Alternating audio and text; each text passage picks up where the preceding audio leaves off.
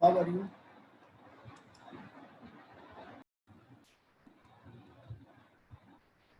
चलिए दोस्तों रिवाइज करते हैं सबसे पहले। हाँ, उमंग पे चर्चा हमने की थी पिछली मीटिंग में, सबसे पहले एक मीटिंग करी थी। उमंग पे सबसे ज्यादा फोकस इसलिए क्यों है? क्योंकि गारंटीड रिटर्न है, 8% गारंटी, लाइफ लॉन्ग टैक्स कहीं नहीं है दुनिया में दोस्तों। आज के माहौल में जब ब्याज कम होता जा रहा है, ऐसे माहौल में कोई ऐसा एक प्रोडक्ट है जो 8% guarantee, life long tax free दे रहा है, आप उस पर फोकस करते रहिए। नॉन मेडिकल स्कीम पे हमने चर्चा करी थी, इसलिए चर्चा करी थी कि आज के माहौल में कोई मेडिकल टेस्ट कराने नहीं जाना चाहता। ऐसे में जो नॉन मेडिकल की लिमिट है, उसका जितना बीमा अधिक से अधिक बिना मेडिकल के हो सकता है, अगर आपको लिमिट पता होगा तो आप क्या करेंगे, उस लिमिट के माध्यम से आप लोगों का बीमा अधिक से करेंगे। दोस्तों मैंने एक और चीज की थी, आप सबको, जो लोग शामिल नहीं हो पाए, अभी किसी साथी ने बोला था कि मैं शामिल नहीं हो पाया, उनको मैंने रिकॉर्डिंग भेजी है बकायदा। आप देखिए, इससे बढ़िया क्या हो सकता है कि मीटिंग की जो रिकॉर्डिंग है वो भी आपको व्हाट्सएप के माध्यम से, मेल के माध्यम से भेजी गई है। हमारी तरफ से पूरा प्रयास है कि सभी साथी जो भी यहाँ पे बात बताई जाए उसका पूरा अनुसरण करें, ध्यान रखें, उसको अपने दिमाग में रखें। इसलिए कुछ साथी अगर नहीं ज्वाइन कर पाए तो उनके लिए रिकॉर्डिंग भेजी है। अब आप लोग उसको, रिकॉर्डिंग को भी नहीं सुनोगे, मीटिंग में शामिल नहीं हो पाओगे, तो दोस्तों ये तो कारवां चलता रहेगा, LIC भी चलती रहेगी। मैं आपको बता दूं, मई की और 15 जून की LIC के बिजनेस में ग्रोथ हुआ है। मतलब फर्स्ट प्रीमियम को भी लगा ले, 7-7 करोड़ के, 8-8 करोड़ के जीवन शांति आई है। और अपना जो डिवीजन है, अपने जो दिल्ली डिवीजन 1 है, पूरे देश में इस समय प्रथम स्थान पर है टोटल प्रीमियम कलेक्शन के हिसाब से, कि सबसे ज्यादा प्रीमियम किया है। चलिए दोस्तों, नॉन मेडिकल स्कीम के अलावा हमने क्या, जीवन आरोग्य पे चर्चा करी थी, कैंसर कवर पे चर्चा करी थी। जीवन आरोग्य की टैगलाइन मैंने पहले ही बताया आपको, बढ़िया प्रोडक्ट है, 35% कमीशन है, आज के समय में लोगों की नीड है, डिमांड है, पूरा अच्छी तरह से जीवन का कैंसर कवर, और मैंने और संजय त्यागी सर ने समझाया था, मेडिकल स्कीम समझाई, financial underwriting, money back plan समझाया, ये पूरी चर्चा आप लोगों से करी है। अभी मैं रिकॉर्डिंग को दोबारा क्लाउड पे डालने की कोशिश कर रहा हूँ, हालांकि क्योंकि जो मैं रिकॉर्डिंग भेजता हूँ वो 48 घंटे के अंदर वहां से डिलीट हो जाती है, लेकिन आज मैं कोशिश कर रहा था, क्योंकि जून से मेरा सब्सक्रिप्शन 7 जुलाई तक है और उसके बाद शायद मैं रिन्यू ना कर पाऊं, तो जो भी मेरी रिकॉर्डिंग है जूम के प्लेटफॉर्म से हटा के मैं यूट्यूब पे लाना चाह रहा था, जिससे कि ये भविष्य में भी हम इसका इस्तेमाल कर सके। तो आप सब अभी जूम पर सारी मीटिंग जो है आपकी अवेलेबल है 48 आवर्स के लिए, तो आप लोग पिछले मेल में मेरा चेक करके जूम रिकॉर्डिंग, व्हाट्सएप पे भी भेजा हुआ मैंने, वो रिकॉर्डिंग को कहीं अपने पास स्टोर कर लीजिए या उसको सुन लीजिए दोबारा इन टॉपिक्स पे। अगर आप नहीं आ पाए हैं तो इन टॉपिक्स को दोबारा एक बार सुन लीजिए, आपका एक बार रिवाइज हो जाएगा। चलिए दोस्तों, आज अपने टॉपिक पे आ जाते हैं, रिवाइवल, पुनर्चलन, इसको हिंदी में क्या बोलते हैं, पुनर्चलन। देखिए दोस्त, पॉलिसी आदमी कराता क्यों है? जब हम पॉलिसी करने जाते हैं उसको हम पॉलिसी के बड़े सारे बेनिफिट्स बताते हैं। एक बेनिफिट बताते हैं कि आपकी पॉलिसी अगर 15 साल 20 साल चलेगी तो इतना पैसा आपको मिलेगा। दूसरा आपको बताते हैं कि हर साल आपने प्रीमियम समय समय पर दीजिए, मैच के माध्यम से या मैं लेने आऊंगा तो आपका रिस्क कवर रहेगा। शर्त यही है कि अगर प्रीमियम समय समय पर देते रहेंगे तो आपका रिस्क कवर रहेगा। रिस्क कवर भी 3-4 प्रकार का होता है, एक natural risk cover, accidental risk cover, disability risk cover, premium waiver benefit risk cover, term rider risk cover, term insurance risk cover. आप देखिए ना, रिस्क कवर भी अलग अलग तरीके से होता है। तो आज रिवाइवल की नौबत क्यों आ गई है, इसके ऊपर हम चर्चा करेंगे। सबसे पहले मैं आपसे एक डाटा आपसे शेयर करूं, हमारी टीम में कई सारे एजेंट ऐसे हैं जिनका लैप्सेशन रेशो 2% से कम है, यानी 100 पॉलिसी करते हैं तो 98 पॉलिसी चल रही है, 2 पॉलिसी खाली लैप्स होती है। कुछ लोग ऐसे हैं जिनका 40% लैप्सेशन है, यानी पिछले साल 100 पॉलिसी करी थी, 40 उसमें से लैप्स हो गई, अभी 60 बचे हैं। दोस्तों, नया बीमा करते समय कितनी मेहनत होती है आपको पता ही है। आप कस्टमर से मिलते हैं 5 बार, 6 बार, 7 बार, 10 बार मिलते हैं, उसके बाद वो पॉलिसी कराता है। एक बार वो पॉलिसी कराता है, उसका मेडिकल होता है, केस अंडरराइट होता है, उसका बॉन्ड आप देते हैं, रसीद आप देते हैं, यानी पूरी मेहनत हो जाती है। और उसके बाद किसी कारणवश वो पॉलिसी अगर लैप्स हो जाए, वो मतलब लैप्स कब कहते हैं वो भी मैं आपसे चर्चा करूंगा, तो अपने आप में एक बहुत बड़ी समस्या खड़ी हो जाती है। लैप्स में मैं आपको एक डेटा दे दूं, 60% से ज्यादा तो उसको समय पर इंटीमेट नहीं करने से पॉलिसी लैप्स होती है। 60% पॉलिसी अगर कस्टमर को समय पर आप इंटीमेट नहीं करेंगे, ये डाटा हमारा LIC का है, 60%। मैं आपको और भी कई उदाहरण दे सकता हूं। मेरा खुद का मैं आपको बताऊं, हाउसिंग लोन का EMI का मैसेज आता है, 25 तारीख को मेरा कटता है, तो मेरे को 20-22 तारीख के आसपास मैसेज आ जाता है। दोस्तों मैं आपको बता दूं, कई बार वो मैसेज अगर नहीं आता तो मुझे अकाउंट में बैलेंस रखने में प्रॉब्लम आ जाती है। और 1-2 बार तो ऐसा हुआ है कि मैसेज में नहीं देख पाया हूं और अकाउंट में पैसे दूसरे अकाउंट से उस अकाउंट में ट्रांसफर नहीं कर पाया हूं, क्योंकि वो ज्वाइंट अकाउंट है जिससे पैसा पेमेंट होता है, तो चेक बाउंस हो जाता है। यानी मेरे एक अकाउंट में पैसा पड़ा हुआ है 50,000 रुपए, लेकिन उसको मैं समय पर ट्रांसफर नहीं कर पाया क्योंकि मुझे याद ही नहीं रहा। तो उसका नतीजा क्या हुआ, वो चेक बाउंस हुआ और मेरी क्रेडिट रेटिंग हिस्ट्री खराब हुई। ऐसे ही रिवाइवल के साथ है।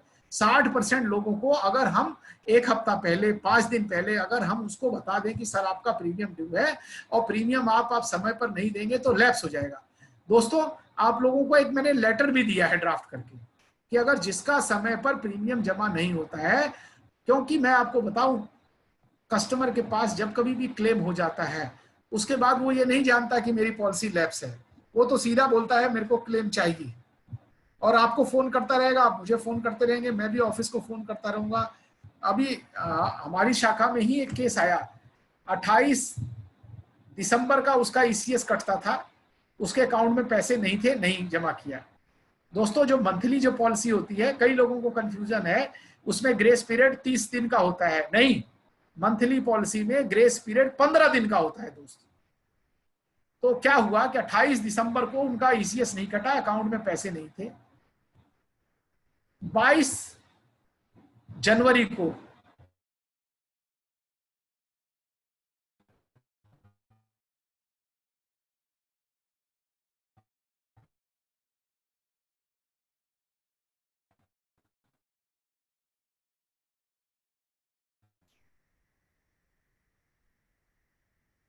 उनकी डेथ हो गई। हम सब ने सोचा कि 1 महीने का ग्रेस पीरियड होता है, तो ले लूं, जो अगर कुछ गलत।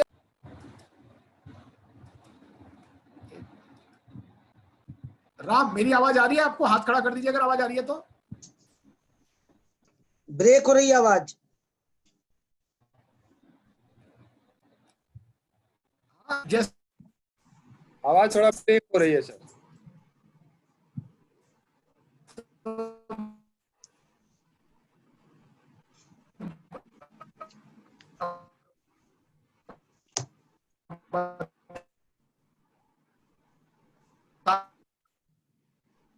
इसमें गूगल ऑप्शन ऑन करना, इसमें और होता है ये ना पता ना कौन वही है। सफारी यहाँ क्लिक करना, देना है।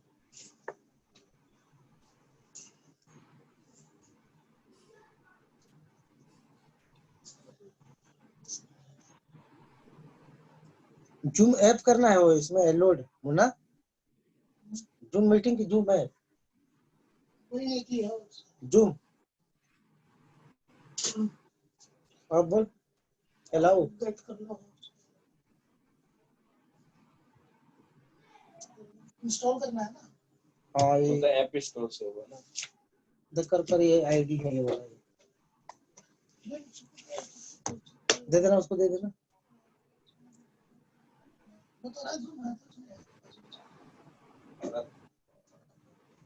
है उसमें 84 32 78 32 78। हाँ 843278 और क्या लिखा है 84 32 78 07184।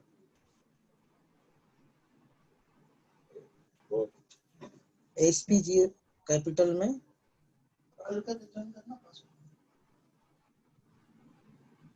SPG कैपिटल में सर 1568 जी 1568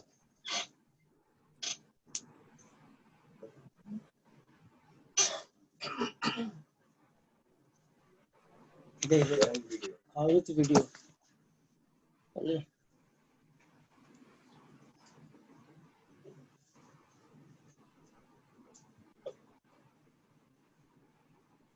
यहाँ पे आ जाएगा क्या ये ऐसा यहाँ पे आएगा ना रोटेट वाला ऑफ कर दो ना ऑन है हाँ ऑडियो में हो अब वो करा दो रोटेट वाला ऑफ कर दो वो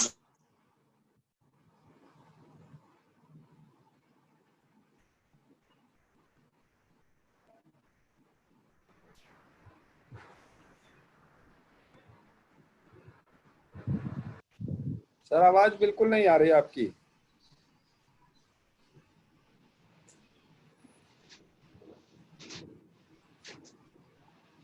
राधे राधे अब आवाज आई, मेरी आवाज आई क्या? आप देखो अब आ रही है सर। चलिए ठीक है, चलिए अब आवाज आ रही है राम अच्छी तरह से? एकदम बढ़िया है सर। चलिए ठीक है, चलिए हम लोग शुरू कर रहे थे जहां पे फिर से शुरू कर दें वहीं रिवाइवल पे।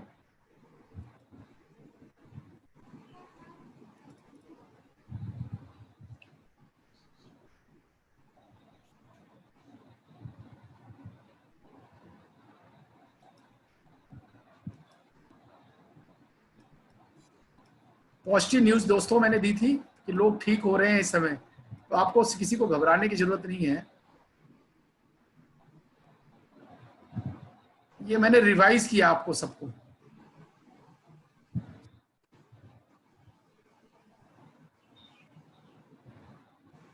हाँ अब आ जाइए रिवाइवल पे।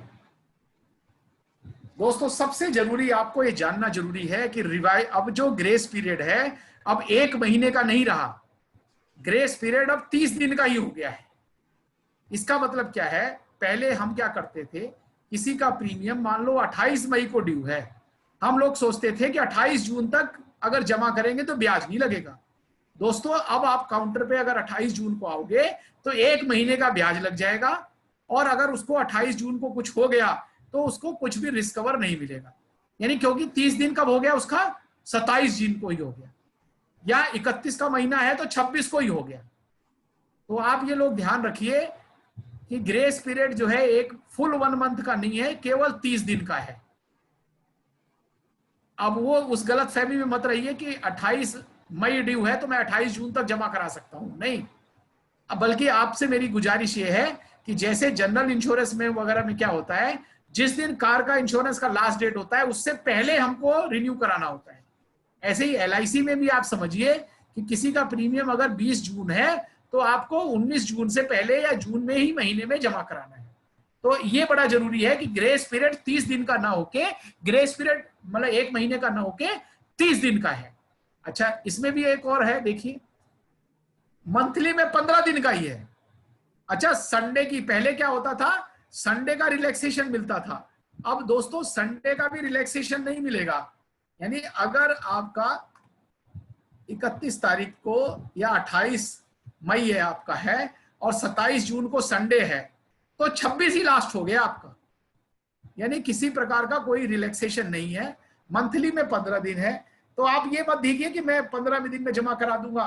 ग्रेस पीरियड होता है, पार्टी से आप ड्यू डेट से पहले प्रीमियम लेने की कोशिश करिए। 1-2 दिन का समय अगर आपको लग जाता है जमा करने में, तो मैं आपको एक छोटी सी आपको एक बात बता देता हूं। यही साहिबाबाद ब्रांच में या किसी एक ब्रांच में ऐसा हुआ, 28 अगस्त का प्रीमियम ड्यू था किसी क्लाइंट का, तो क्लाइंट की आदत थी लास्ट दे देने की, कि चेक से देना है। तो 28 सितंबर को एजेंट जो है लास्ट वाले दिन सुबह क्लाइंट से चेक लेके आया है, और जैसे ही वो चेक लेके आया था तो उस दिन कोशिश करी उसने ब्रांच पहुंचने की, तो किसी कारण से नहीं पहुंच पाया, और अचानक उसको खबर आई कि उसकी गांव में माताजी की तबीयत खराब है, तो वो तुरंत माताजी के पास गांव चला गया। दोस्तों वो आया 3 अक्टूबर को वापस। आते ही उसने सोचा कि लेट फीस, चलो कोई बात नहीं, गलती मेरी है, मैं जमा करा देता हूं। उसने प्रीमियम जमा करा दिया 3 अक्टूबर को। ये लाइव एग्जांपल दे रहा हूं आपको। लेकिन हुआ क्या, हमें इस दौरान पता नहीं लगा क्लाइंट के साथ क्या घटना घट गई। 2 अक्टूबर को क्लाइंट की एक्सीडेंट में डेथ हो गई थी और 5 लाख की पॉलिसी थी। जब क्लेम आया उसका तो पता लगा प्रीमियम कब जमा किया हुआ है, 3 अक्टूबर को। डेथ कब हो गई, 2 अक्टूबर। एजेंट से बात की गई तो एजेंट कहता है सर कैश थोड़ी था, चेक था, मेरी माताजी की बीमार थी तो मैं चला गया था गांव, जब मैं आया तो मैंने समय पर जमा करा दिया। लेकिन दोस्तों इससे क्या हुआ, LIC जो 10 लाख रुपए का क्लेम उसके नॉमिनी को देती है, LIC ने मना कर दिया क्योंकि हमारे यहाँ प्रीमियम डेथ के बाद जमा हुआ है। तो कई बार क्या होता है कि हम अपनी नासमझी की वजह से ऐसा कुछ घटना घट जाते हैं कि क्लाइंट को जब 10 लाख का नुकसान हो तो क्लाइंट छोड़ेगा क्या। वो आज कोर्ट में LIC के खिलाफ केस चल रहा है। वो कहते हैं आपका एजेंट है, आपके एजेंट ने नहीं जमा कराया, हमने तो चेक पे डेट डाल रखी है और उसने 2-3 विटनेस भी रख रखे हैं कि आए थे, ये सुबह चेक लेके गए थे। तो दोस्तों मैं ये कहना चाहता हूं आपसे कि क्लाइंट से हमेशा जब उसका ड्यू डेट है उससे पहले प्रीमियम लेने की कोशिश करिए। हमारी जो हैबिट है कि ड्यू डेट के बाद हम क्लाइंट को रिमाइंड कराते हैं, ड्यू डेट के बाद हम प्रीमियम लेना चाहते हैं, इसको थोड़ा छोड़ दीजिए। क्यों? क्योंकि इससे कभी ना कभी नुकसान होगा। आपको ब्याज अपनी जेब से देना पड़ेगा, कई बार उसका रिस्कवर भी नहीं होगा। चलिए दोस्तों अब आगे देख लेते हैं। पॉलिसी लैप्स कब होती है, बड़ी गलतफहमी है लोगों के मन में। कई लोगों को पता है सर 6 महीने बाद लैप्स हो जाती है ना। 90% लोगों से मैं पूछता हूं तो बोलते हैं सर 6 महीने बाद लैप्स हो जाएगी। अभी तो 6 महीने हुए नहीं है, अभी तो पॉलिसी लैप्स है। मैं आपको बता देता हूं, ग्रेस पीरियड जैसे ही समाप्त होता है पॉलिसी लैप्स हो जाती है। और आपको एक बात और बता दूं, अभी आप रसीदें देखो, आजकल जो हमारे काउंटर पे रसीदें जमा हो रही हैं वहां पे रिवाइवल लिखा हुआ आ रहा है बाकायदा। जहां पे एजेंसी कोड लिखा रहता था वहां पे रिवाइवल लिखा हुआ आ रहा है। ग्रेस पीरियड के बाद भी जो प्रीमियम जमा हो रहा है उन पे रिवाइवल लिखा हुआ आ रहा है।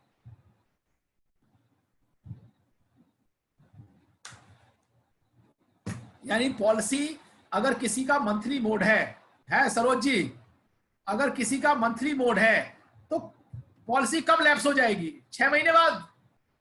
नहीं सर, 15 दिन के बाद। तो 15वें दिन अगर संडे है तो कब हो जाएगी? तो लैप्स हो जाएगी ना सर। 15 दिन के अंदर तक ग्रेस पीरियड रहता है, 15 डेज। हाँ, और पता क्या है, लास्ट वाले दिन आप हम गए तो पता लगा आज काउंटर बंद है, आज कोई और समस्या है और हम LIC को भला बुरा करने लगे। नहीं, देखिए अब तो कई ऑप्शन हो गया है सर, अब तो कई ऑप्शन है, उस हिसाब से जमा हो सकता है। तो प्रीमियम कब जमा करना चाह रहे हैं, ड्यू डेट से पहले कि ड्यू डेट के बाद में? ड्यू डेट से पहले। हाँ, आप देखिए ना, हम लोग तो चाहते ही है कि कर दे जमा, पार्टी ना गड़बड़ कर देता है। नहीं देखिए, होल्ड करिए, मैं आपको एक बात बता दूं, अगर आपके पास कोई, देखिए क्लाइंट को आपने इंटीमेट कर रखा है, इंटीमेट वर्बली, फोन से नहीं, फोन से तो है, व्हाट्सएप के माध्यम से, SMS के माध्यम से। दोस्तों मैं आपको बताऊं, मेरे पास अक्सर क्लाइंट आते हैं और बोलते हैं कि हमको हमारे एजेंट, आपको अगर खुद डायरेक्ट पता करना है तो कैश काउंटर की शाखा की, कैश काउंटर की लाइन में लग जाइए। जितने भी क्लाइंट खड़े होंगे आप उनसे पूछ लीजिए कि एजेंट आपको रिमाइंड कराता है, तो उनका एक ही जवाब रहता है सबका कि सर बीमा करने के बाद एजेंट कौन सा ध्यान रखता है, उसके बाद तो हम खुद प्रीमियम जमा करने आ रहे हैं। और ये भी बात है कि जिसका क्लाइंट अगर काउंटर पे आ गया, ऑफिस के काउंटर पे आया जमा करने, तो उस एजेंट की भी फेलियर है। तो आपको ये ध्यान रखना है, आपका क्लाइंट जो है काउंटर पे ना आए, उसका प्रीमियम सही समय पर जमा हो और उसकी पॉलिसी लैप्स ना हो। अगर आपको एक्सपेरिमेंट करना है, आप सबको मैं बता रहा हूं, आप अपनी शाखा छोड़ दीजिए, किसी भी शाखा में जाइए प्रीमियम जमा करने और लाइन में लग जाइए। और जो आपके आगे पीछे बंदा लगा हुआ है उससे, अगर वो एजेंट नहीं है तो उससे पूछिए एजेंट के बारे में कि प्रीमियम कब जमा करना चाहता है। और ये 90% लोगों की बात है। तो इसलिए आपसे गुजारिश है कि, रिक्वेस्ट है कि व्हाट्सएप के माध्यम से, SF से, क्योंकि क्लाइंट क्या कह देता है, हमको इंटीमेशन नहीं है। अगर इंटीमेशन होता तो हम समय पर प्रीमियम जमा कर देते। दोस्तों अब तो ऑनलाइन फैसिलिटी इतनी सारी हो गई है, लिंक आपके पास है, किसी कस्टमर को आप सूचना ना दे। LIC भी, अगर देखिए मैंने एक लिंक भी भेजा था आप सबको कि आप कस्टमर का mobile number, email ID update कर सकते हैं। आप सबको मिला है? राम, आपने कुछ लोगों का किया है क्या? हाँ सर, किया हूँ। है ना? कोई दिक्कत हो रही है उसमें? नहीं, कोई दिक्कत नहीं, हमारे तो सारे कस्टमर ऑनलाइन ही पेमेंट कर रहे हैं। मैं कहना चाहता हूं कि अपने क्लाइंट का जिसका भी mobile number, email ID update नहीं है, मैंने एक लिंक भेजा था, उस लिंक में जाके पॉलिसी नंबर डालो, डेट ऑफ बर्थ डालो, mobile number, email ID update कर दो। अगर गलती से आपसे छूट गया होगा प्रीमियम जमा करा, मैसेज देना, तो LIC की तरफ से मैसेज जाएगा। हालांकि फर्ज बनता है हमारा, क्योंकि हमको रिन्यूअल पर LIC 5% दे रही है, हमारा फर्ज बनता है कि हम उसको इंटीमेट करें, हमारा फर्ज बनता है कि हम उसको प्रीमियम देने में सहायता करें। अगर वो ऑनलाइन जमा नहीं कर पा रहा है कोई कारण, तो उसका सहायता करें। किसी हालत में वो LIC के चक्कर ना काटे, LIC की शाखा में किसी हालत में ना जाए। और ऐसा मुझे बड़ी खुशी है कि हमारी टीम में बड़े सारे लोग ऐसे हैं, उनके क्लाइंट कभी ऑफिस नहीं आते हैं प्रीमियम जमा कराने के लिए एटलीस्ट। तो आप सबसे गुजारिश है, और फिर उसके बावजूद भी अगर कोई क्लाइंट लैप्स कराता है तो मैंने एक लेटर भेजा है आप सबको, वो लेटर जरूर साइन करा लीजिए। मैंने एक बार निर्णय भी लिया था कि अगर आपकी पॉलिसी में चालू तब कराऊंगा जब आपने क्लाइंट से साइन करा रखा होगा। मैं आपको अंदाजा लगा देता हूं कि कभी कई लोग नहीं साइन करा के रखे। चलिए, सबसे पहले तो इस गलतफहमी को शिकार हो जाइए कि 1 महीने का ग्रेस पीरियड होता है। ग्रेस पीरियड दोस्तों 30 दिन का होता है, मंथली में 15 दिन का होता है, और उसके बाद पॉलिसी लैप्स हो जाती है। ग्रेस पीरियड के 6 महीने के बाद नहीं लैप्स होती, ग्रेस पीरियड खत्म होते ही पॉलिसी लैप्स हो जाती है। और पॉलिसी लैप्स होने के बाद क्या हो जाता है? नहीं मिलता। आफ्टर ग्रेस, चाहे 10 साल पॉलिसी चली हो, एक्सीडेंट बेनिफिट नहीं मिलेगा। अगर ग्रेस पीरियड के बाद उसकी एक्सीडेंटल डेथ होती है, चाहे पॉलिसी 10 साल चली हो, चाहे 5 साल चली हो, चाहे 15 साल चली हो, ग्रेस पीरियड के बाद अगर पॉलिसी की एक्सीडेंटल से डेथ होती है तो एक्सीडेंटल बेनिफिट जो डबल कहते हैं हम, मैं आपको एग्जांपल दे दूं, अगर किसी की 1 करोड़ की पॉलिसी है और अगर वो 28 मई को उसने कराया है, 28 जून को उसने पैसा जमा कराया, ग्रेस पीरियड खत्म हो गया 27 तारीख को, और 28 जून को उसको एक्सीडेंटल से डेथ होती है, तो LIC पैसा नहीं देगी। अगर ग्रेस पीरियड के बाद डेथ होती है तो एक्सीडेंटल बेनिफिट नहीं मिलेगा, डिसेबिलिटी बेनिफिट भी नहीं मिलेगा उसको, टर्म राइडर का भी बेनिफिट उसको नहीं मिलेगा। तो सबसे पहले ये ध्यान रख लीजिए, कई बार हम गलतफहमी में रहते हैं कि कुछ भी हो जाए, अभी तो टाइम बचा हुआ है यार, ब्याज ही तो देना है, ब्याज दे देंगे 9 पर, छोटा सा 200 रुपए लगना है, 100 रुपए लेना है, 300 रुपए लेना है, हम जमा कर देंगे, कोई बात नहीं। लेकिन आपको दोस्तों उसकी चिंता ये करनी चाहिए कि जैसे ही ग्रेस पीरियड खत्म हुआ, अगर वो एक्सीडेंट की वजह से किसी कारण से डेथ हो गई तो क्लेम नहीं मिलेगा, प्रीमियम वेवर बेनिफिट नहीं मिलेगा, डिसेबिलिटी बेनिफिट नहीं मिलेगी, टर्म राइडर उसको नहीं मिलेगा। अच्छा, एक और बात है, ये सबसे बड़ी इंपॉर्टेंट है, इसको जरा ध्यान से देखिए। एक LIC में सेक्शन 45 है, राम दिखाई दे रहा हो तो हाथ ऊपर खड़ा कर दीजिए, आवाज और आ रहा है तो। ये सेक्शन 45 से बड़ा डर लगता है। सेक्शन 45 कहता है कि कोई भी पॉलिसी जब आप कराओगे, जिस दिन वो पॉलिसी कराई है, जिस दिन से उसकी FPR इशू हुई है, उसके 3 साल के अंदर अगर कोई डेथ होती है, नेचुरल, एक्सीडेंटल नहीं, नेचुरल कोई भी डेथ होती है, तो LIC उसमें बहुत सारे कागज मांगेगी, इंक्वायरी करने का पूरा अधिकार है, LIC क्लेम मना भी कर सकती है। जैसे आप किसी ने, क्लाइंट ने बीमा कराया, तो उससे हॉस्पिटल का भी रिकॉर्ड मांगा जा सकता है, उसके एम्प्लॉयर से भी रिकॉर्ड मांगा जा सकता है। और दोस्तों ये रिकॉर्ड सारा चीजें जमा करना बड़ा मुश्किल है, क्योंकि हॉस्पिटल कागज नहीं देता है। यानी जो डेथ 3 साल के अंदर हो जाएगी नई पॉलिसी करते समय, तो उसका क्लेम मिलना थोड़ा मुश्किल हो जाता है। क्यों? हम कागज पूरे करने में तो पहले से ही कमजोर हैं। नया बीमा करते हैं तो भी हम आधार कार्ड, पैन कार्ड, कई चीजें कागज देने से बचना चाहते हैं। जब डेथ क्लेम आ जाता है तो बड़े सारे कागज। अभी हमारे पास एक डेथ क्लेम आया, नॉमिनी का नाम है संगीता, और हमारे यहाँ प्रपोजल फॉर्म में नाम डाल रखा है संजू। हमने कहा ये संगीता और संजू कौन है? कहते प्यार से संजू बुलाते थे, तो नॉमिनी मैंने उस समय संजू डाल दिया, असली नाम बैंक में संगीता है। तो आप देखिए ना कैसी कैसी गड़बड़ हो जाती है। तो मैं आपको बताना चाह रहा था कि सेक्शन 45 जो है ये लागू कब होता है?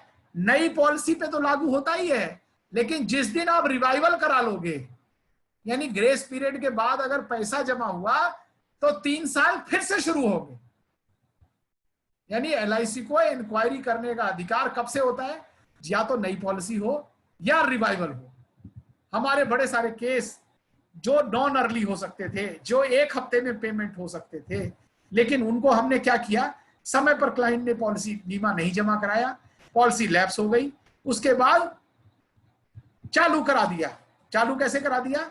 680 नंबर फार्म भी खुद ही भर लिया, आईडी प्रूफ भी लगा के, पैसे लगा के जमा करा दिया। दोस्तों अब उसकी इंक्वायरी कब से होगी? जिस दिन वो पॉलिसी चालू होगी। यानी भले ही वो 10 साल चली है, लेकिन हो क्या गया, वो नए पॉलिसी के बराबर ट्रीट हो गया और उसको क्लेम मिलने में आसानी होगी। तो सबसे पहले तो आपको लैप्स के बारे में ये भी चिंता होनी चाहिए। अगर किसी का ग्रेस पीरियड निकल गया तो एक्सीडेंट बेनिफिट नहीं मिलेगा, डिसेबिलिटी बेनिफिट नहीं मिलेगा, टर्म राइडर नहीं मिलेगा, प्रीमियम वेवर बेनिफिट नहीं मिलेगा। दूसरा और सबसे बड़ी बात, उस केस में अगर डेथ क्लेम अगले 3 साल के अंदर भी आता है तो भी उसकी क्या होगी? जांच होगी और क्लेम मिलने में 1 साल तक भी लग जाता है। क्यों? क्योंकि हॉस्पिटल कई बार कागज नहीं देता, कई बार इंक्वायरी कंप्लीट नहीं होती, कई बार इंक्वायरी में वो पकड़ा जाता है कि वो उसने लिखा है ड्रिंक नहीं करता और वो रेगुलर ड्रिंक करता है। और आप कोरोना जैसी महामारी के समय में दोस्तों, अगर आपने कोई पॉलिसी लैप्स करा दी और अब चालू करा रहे हो तो एक कोरोना का फॉर्म भी भरा जा रहा है। उसमें क्या होगा? अगर उसके परिवार में कोई कोरोना से संक्रमित है तो उसकी पॉलिसी चालू ही नहीं होगी, यानी लैप्स पॉलिसी चालू नहीं होगी। तो इस माध्यम से मुझे आपको बताना है कि किसी हालत में पॉलिसी को लैप्स मत होने दीजिए।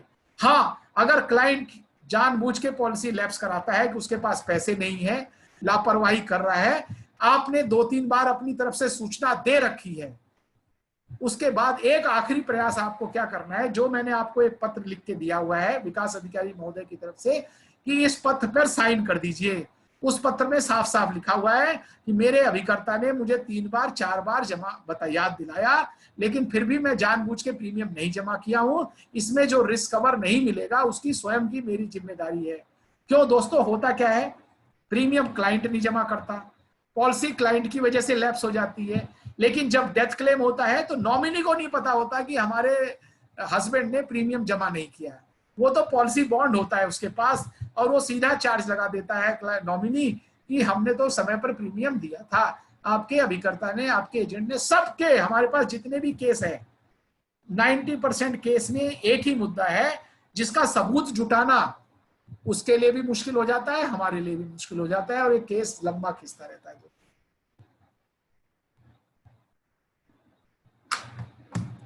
राम, जब आवाज अगर बंद हो जाए तो हाथ खड़ा कर देना कि सर आवाज नहीं आ रही है। आवाज आ रही है? अभी आवाज आ रही है तो हाथ खड़ा कर दो। पता नहीं क्या बोल रहे हैं। राम, हाँ जी सर, आवाज आ रही है? हाँ मुझे तो म्यूट कर दिए थे सर। अब कोई बात नहीं, सबको म्यूट कर रखा था। आपके पीछे से कुछ आवाज आ रही थी ना, इसलिए म्यूट कर दिया था। अच्छा, जैसे ही आप अपने घर में बात करने लग जाते हैं ना तो मेरे को पता लग जाता है, ठीक है ना। हाँ, तो मैं उसको म्यूट करना पड़ जाता है क्योंकि बाकी लोगों को भी समझ में नहीं आता है फिर। चलिए,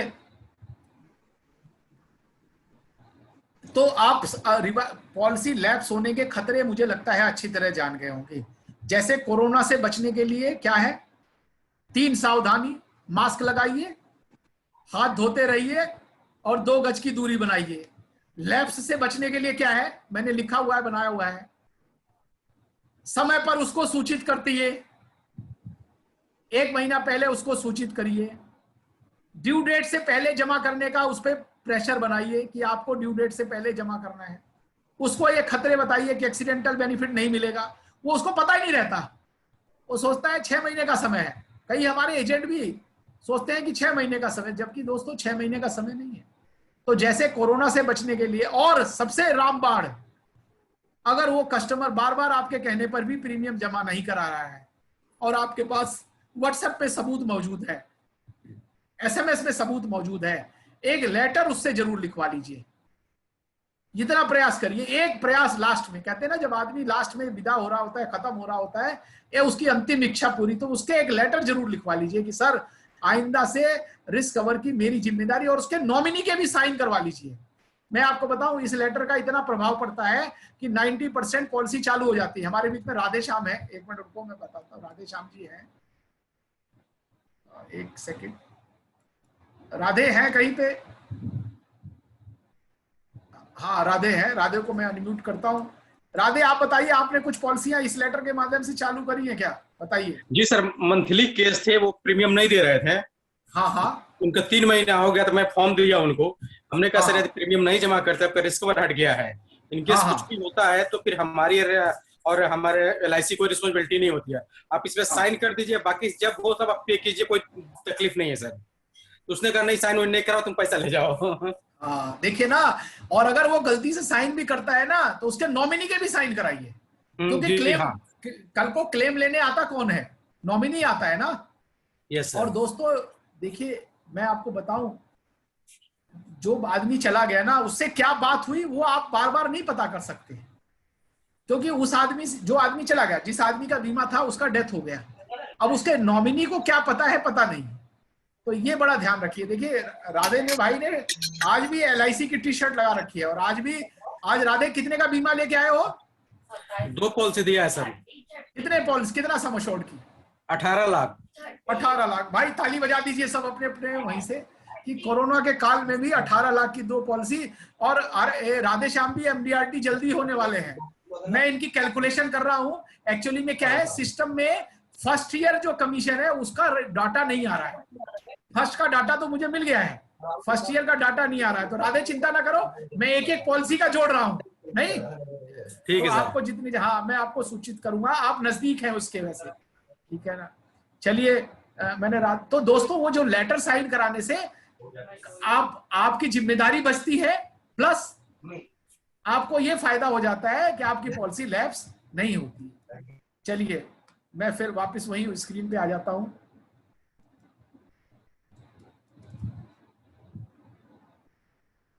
कि सेक्शन 45 एप्लीकेबल है, यानी अगर आपने पॉलिसी चालू करा दी तो आप 3 साल तक, जैसे क्या होता है हेल्थ इंश्योरेंस में क्या होता है, प्री एग्जिस्टिंग डिजीज कवर नहीं होंगी 2 साल तक, 3 साल तक, यानी पुरानी कोई बीमारी है वो 3 साल तक कवर नहीं होगी। तो आदमी क्या करता है, पॉलिसी चालू रखता है कि भाई 3 साल हो जाए कम से कम, उसके बाद तो चालू हो जाएगी। ऐसे ही आप भी बोलिए कि सर लैप्स हो गई तो फिर से 3 साल इंक्वायरी शुरू हो जाएगी, ये सबसे बड़ी समस्या है। और वो जो इंक्वायरी जब शुरू होती है, अभी हमारे पास एक क्लाइंट का डेथ क्लेम आया है, हमने फॉर्म में लिखा हुआ है ड्रिंक नहीं करता है, और डेथ सर्टिफिकेट में लिखा हुआ है ड्रिंक की वजह से डेथ हो गई। अब क्या होगा, 10 साल पॉलिसी चली हुई है, 10 साल, अभी 2 साल पहले उसने चालू कराई है, DGH भर दिया, नो नो नो। अगर पॉलिसी समय पर जमा करा रहा था और ड्रिंक से भी डेथ हो गई होती तो भी LIC बिना इंक्वायरी के उसका पैसा जमा कर देती। सरोज जी, आपको, आपके क्लाइंट को पैसा मिल गया कि नहीं? एक मिनट, हाँ आपके क्लाइंट को मिल गया कि नहीं बताइए। हाँ मिल गया है सर। कितने दिन में मिला? आपने फार्म जब बस जमा 3-4 दिन में ही तो मिल। हाँ उसके एक मतलब आप जो ब्रांच गए थे सर, उसके तीसरे दिन एक अकाउंट में पैसा आ गया, एक में कल या परसों आ गया है सर।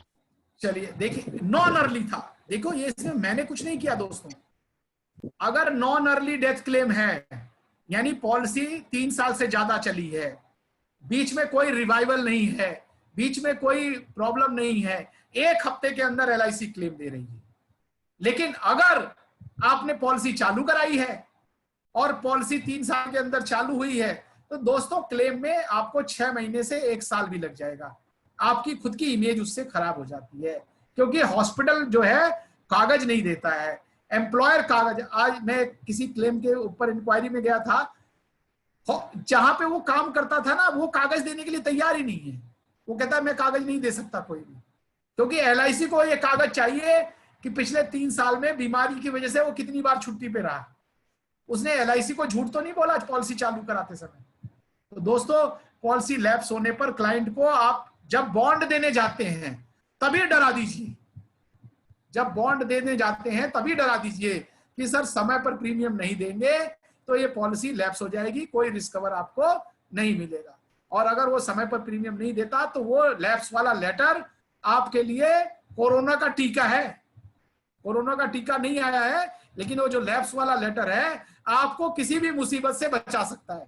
तो वो टीका अपने ऊपर लगा के रखिए, नहीं तो कस्टमर का, अब तो कोर्ट भी कह रहा है कि जिसको भाई सर्विस दे रहे हैं उसका अगर कोई नुकसान होता है तो उसकी जिम्मेदारी है जो सर्विस देता है। चलिए दोस्तों, रिवाइवल कितने प्रकार के होते हैं? अभी मैं आपको ये बता रहा था कि लैप्स क्या हो जाती है पॉलिसी, रिवाइवल कितने प्रकार के होते हैं। ऑर्डिनरी रिवाइवल, ये इसको हम कंफ्यूजन ले लेते हैं। कई पॉलिसी में दोस्तों 5 महीना 28 दिन तक सीधा काउंटर पे ब्याज दे के पॉलिसी चालू हो जाती है। उसका रिस्क कवर नहीं है, लेकिन खाली ब्याज दे के पॉलिसी 5 महीना 28 दिन तक चालू हो जाती है। सारी पॉलिसी नहीं, कुछ पॉलिसियां नॉर्मल जो पॉलिसी है, टर्म इंश्योरेंस नहीं, जिसमें टर्म राइडर है वो नहीं, जिसमें पीडब्ल्यूबी है वो नहीं, वो पॉलिसियां चालू नहीं होती हैं। यानी कोई भी पॉलिसी 5 महीना 28 तक जमा नहीं किया आपने तो जमा हो जाती है, लेकिन उसको भी एलआईसी रिवाइवल में ही काउंट होगी। और एलआईसी के पास पूरा अधिकार है कि वो इंक्वायरी करा सकता है। यानी आपने कोई डीजीएच फॉर्म नहीं भरा है, लेकिन प्रीमियम देर भरा हुआ है। क्या होता है ऐसे में, जैसे आजकल ही किसी की 5 साल पॉलिसी चली है, कायदे में रिस्क कवर है, लेकिन क्या किया, कोरोना से संक्रमित हो गया, प्रीमियम जनवरी से जमा नहीं है, अभी हमारे यहां प्रीमियम जमा कर दिया उसने डेथ से 3 दिन पहले 4 दिन पहले, क्योंकि बिना डीजीएच के जमा हो गया। तो दोस्तों, यहां पे भी पॉलिसी पे इंक्वायरी हो सकती है। ये 3 साल की कंडीशन है, लेकिन एलआईसी चौथे और 5वें साल में भी अगर जानबूझ के एलआईसी के साथ फ्रॉड करने की कोशिश की गई है तो इंक्वायरी हो सकती है। स्पॉट रिवाइवल, कई पॉलिसियां 6 महीने से ज्यादा हो, 5 साल से ज्यादा चली हो, नई पॉलिसी पे लागू नहीं है, ये मैं बता रहा हूं पहले से ही। ये 2014 से पहले की पॉलिसी पे लागू है। 2014 के बाद की पॉलिसी पे स्पॉट रिवाइवल लागू नहीं है। यानी वो पॉलिसी अगर 5 महीने चली हुई है, 5 साल, 14 की चली है, 19 तक चली है, अगर आप 6 महीने नहीं दिया है तो 7वें महीने में आओगे तो डीजीएच भरवाना पड़ेगा, डिक्लेरेशन ऑफ गुड हेल्थ भरवाना पड़ेगा आपको। बीमा श्री एक प्रोडक्ट है, 1 महीने बाद ही declaration of good health DGH चाहिए। जीवन शिरोमणि एक प्रोडक्ट है, 1 महीना बाद ही, 1 महीना बाद ही आपको डीजीए रिवाइवल का फॉर्म भरना पड़ेगा। कई लोग आ गए बीमा श्री में कि सर अभी तो 1 ही महीना हुआ है, लैप्स तो पॉलिसी 6 महीने बाद होती है, हमसे रिवाइवल कोटेशन निकलवा रहे हैं हमसे। अरे भाई, एलआईसी ने बॉन्ड में लिख के दे दिया है कि 30 दिन के बाद ग्रेस पीरियड खत्म हो गया है। ये तो ऑर्डिनरी रिवाइवल की सुविधा है कि 6 महीने तक खाली प्रीमियम जमा करने पर चालू हो जाता है, लेकिन कुछ प्लान में 30 दिन के बाद ही 680 नंबर फॉर्म मांग लेगी एलआईसी, मेडिकल मांग लेगी। तो इसका बड़ा ध्यान रखिए।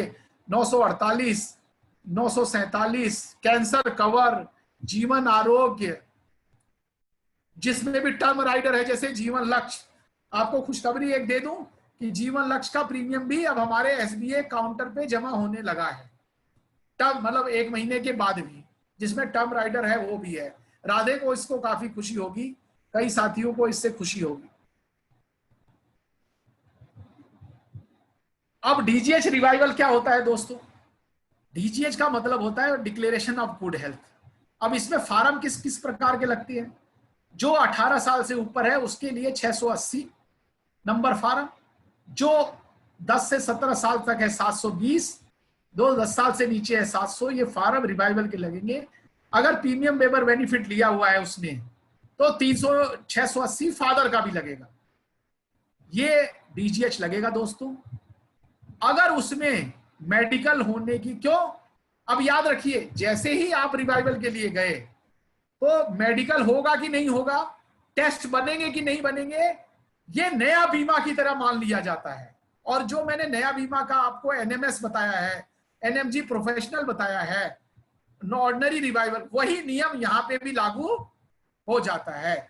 यानी आपने कोई 25 लाख की पॉलिसी पहले एनएमएस में ले ली थी, करा ली थी, लेकिन आज की डेट में उसकी नौकरी जेट एयरवेज में काम करता था, 25 लाख की पॉलिसी थी, एनएमएस में पास हो गई थी, आज उसकी नौकरी छूट गई है। आज वो रिवाइव कराना चाहेगा तो एनएमएस में नहीं माना जाएगा, क्योंकि आज की डेट में वो काम नहीं कर रहा है, उस कंपनी में नहीं काम कर रहा है, या किसी रिप्यूटेड कंपनी में काम नहीं कर रहा है, तो उसका मेडिकल हो जाएगा, उसके टेस्ट बनेंगे। और दोस्तों, जब मेडिकल और टेस्ट होगा, दुविधा शुरू हो जाएगी। कॉस्ट ऑफ मेडिकल, उस मेडिकल का खर्चा, स्पेशल रिपोर्ट का खर्चा, क्लाइंट के और डॉक्टर के पास। और 90% केसेस में दोस्तों मैं आपको बता दूं, कुछ ना कुछ क्लाइंट को शुगर निकल आता है, बीपी निकल आता है। अभी एक बीमा आया है हमारे पास, क्लाइंट का पल्स ही 102 हो गया है। तो आजकल के जमाने में कुछ ना कुछ बीमारी हो जाती है और उससे एक्स्ट्रा प्रीमियम LIC चार्ज हो जाती है। तो आप ये मत समझिए रिवाइवल का मतलब उतना ही प्रीमियम लगेगा, रिवाइवल से प्रीमियम भी बढ़ जाता है, क्योंकि उसका मेडिकल होगा। और ये सब मेहनत आपको करनी पड़ेगी। क्यों? क्लाइंट ने, लैब्स किसने कराई, पैसा किसने नहीं दिया, क्लाइंट ने, या आपने याद नहीं दिलाया। तो ये मेडिकल की कॉस्ट, स्पेशल रिपोर्ट की क्लास, डाटा शीट बनाना, डॉक्टर के पास जाना, डिवीजन को केस भेजना, यानी नया केस में जितनी समस्या है वो सारी केस समस्या रिवाइवल में है। और रिवाइवल हो भी जाएगा तो भी 3 साल की तलवार उसके ऊपर लटकी हुई है। आप इसको ऐसे समझ लो कि महाभारत काल में इनको एक वो मिल गया था कि आपको 10 साल का या 11 वर्ष का वनवास मिलता है, अगर आप देखे गए तो फिर से 11 वर्ष का वनवास। ऐसे ही रिवाइवल में है, अगर आपने पॉलिसी चलाई 3 साल तक, लैप्स करा ली, तो फिर 3 साल आपको सेक्शन 45 में पॉलिसी पहुंच गई, फिर इंक्वायरी होगी, फिर मेडिकल होगा, और फिर मेडिकल की कॉस्ट होगी, और फिर समस्याएं होगी, और रिवाइवल होना बहुत मुश्किल है। और दोस्तों मैं आपको बता दूं, पहले हम लोग सब परेशान थे कि 2 साल के बाद LIC चालू नहीं करेगी पॉलिसी, क्योंकि जो नई पॉलिसी आई थी उनमें नियम था कि 2 साल के बाद चालू नहीं करेगी। अब 5 साल हो कर दिया गया है। हमने सोचा था कि आपके पास बहुत सारी लिस्ट होगी, बड़े सारे कस्टमर होंगे, लेकिन उसके बाद भी रिवाइवल की संख्या इतनी ज्यादा नहीं है। आज की डेट में आपको मैं नरेश धवन जी का एग्जांपल देता हूं। इन्होंने पिछले 2 महीने में कितने रिवाइवल करा दिए नरेश जी, बताइए। और क्यों करा रहे हैं आप रिवाइवल ही बार बार? कस्टमर कह रहा है या आप अपनी मर्जी से कर रहे हैं? हाँ नरेश जी बताइए, 1 मिनट रुकिए।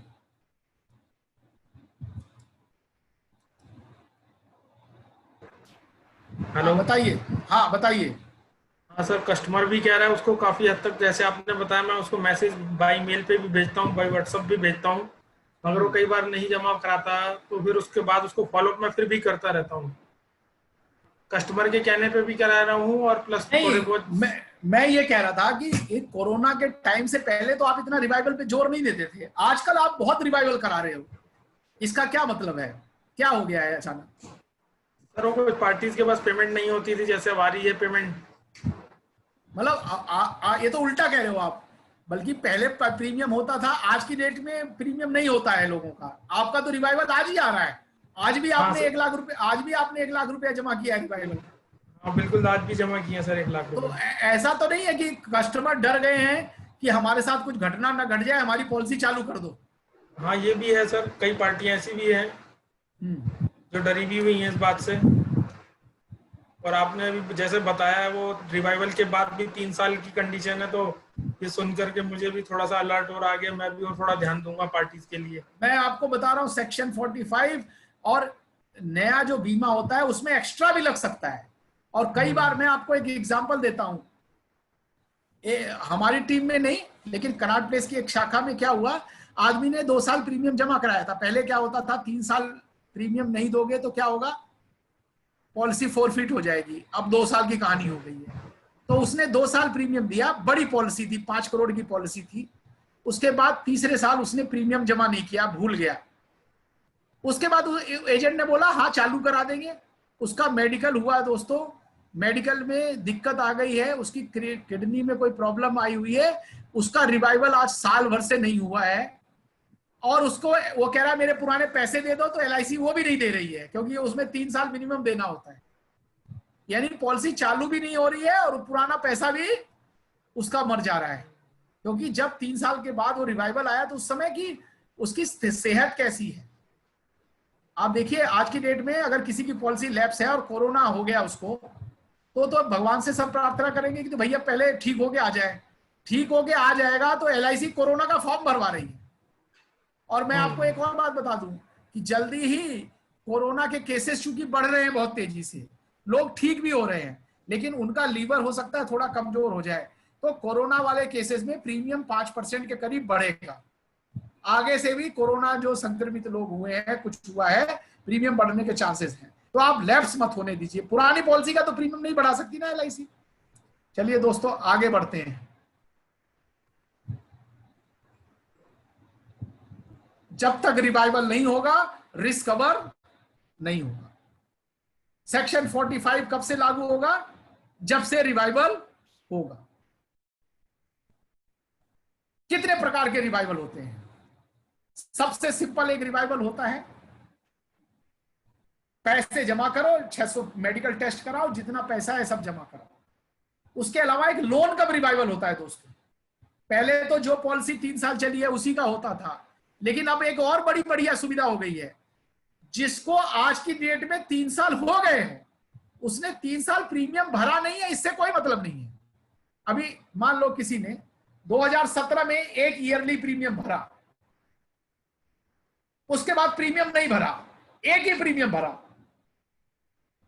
2018, 2019, 2020, आज की डेट में आ जाए वो कि हमको लोन कब रिवाइवल कराना है। लोन कितने साल बाद मिलता है? 3 साल के बाद। तो उसके तो 3 साल हो गए, लेकिन उसने प्रीमियम नहीं भरा।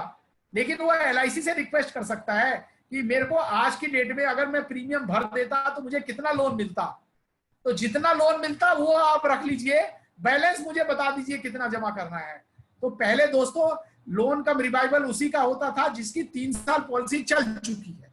आज की डेट में लोन कम रिवाइवल उसका भी हो पा रहा है जिसका 3 साल पैसे नहीं भी दिए हैं और 3 साल उसके पूरे हो गए हैं। तो आप इसका फायदा उठाइए। इससे क्या होगा?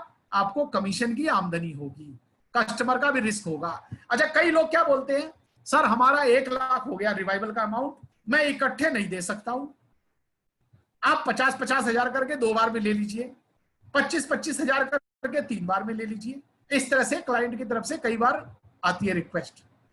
उसमें हम क्या कर सकते हैं, लोन कब रिवाइवल करा दें उसका।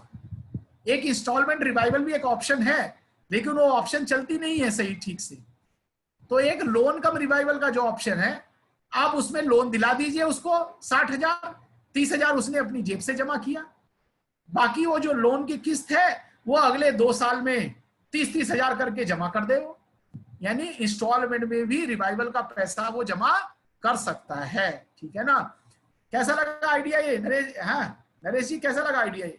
बहुत अच्छा लगा सर आइडिया, काफी इससे बेनिफिट मिलेगा। हाँ वेरी गुड। अच्छा, मनी बैक पॉलिसी हमने पिछली बार चर्चा करी थी कि मनी बैक प्लान जो है वो लैप्स नहीं होते, उनमें SB कम रिवाइवल होता है। कोई सवाल, सरोज जी सवाल पूछ रहे हैं क्या? उनका कोई वीडियो चला है तो उसमें क्या होता है, मनी बैक से रिवाइवल कराया जा सकता है। उसके अगर 5 साल पूरे हो गए हैं, उसका नेफ्ट अपडेट करा दीजिए और मनी बैक का जो पैसा है वो उसमें एडजस्ट हो जाएगा। पहले दोस्तों मनी बैक पे लोन भी नहीं मिलता था, तो अब मनी बैक पॉलिसी भी लोन कम रिवाइवल हो सकती है। अच्छा, मल्टीपल पॉलिसीज की अगर रिवाइवल कराते हैं तो अलग अलग चेक देना पड़ेगा दोस्तों। कई बार हमने रिटायर एंजॉय बेची है, कुछ बेचा हुआ है, लैप्स हो जाती है, 20 पॉलिसी है तो 20 चेक देना, 20 DGH भरवाना बड़ा मुश्किल काम है। इसलिए कस्टमर को बोलिए कि भैया पॉलिसी चालू रखिए। आपको एक पत्र मैंने पहले ही दिया हुआ है, कस्टमर को आप देते रहिए। ठीक है ना? कुछ सवाल मुझे लगता है रिवाइवल पे कुछ सवाल ले लूं, उसके बाद आगे बढ़ता हूं। चलिए सवाल दोस्तों, मैं सवाल ले लेता हूं आप लोगों के। किसका सवाल है? भार्गव जी का सवाल है। रिवाइवल से संबंधित कोई सवाल पूछ सकते हैं, पूछिए सर। एक चीज पूछनी थी, लोन कम रिवाइवल में हम डॉक्यूमेंट्स क्या क्या लगाते हैं उसमें?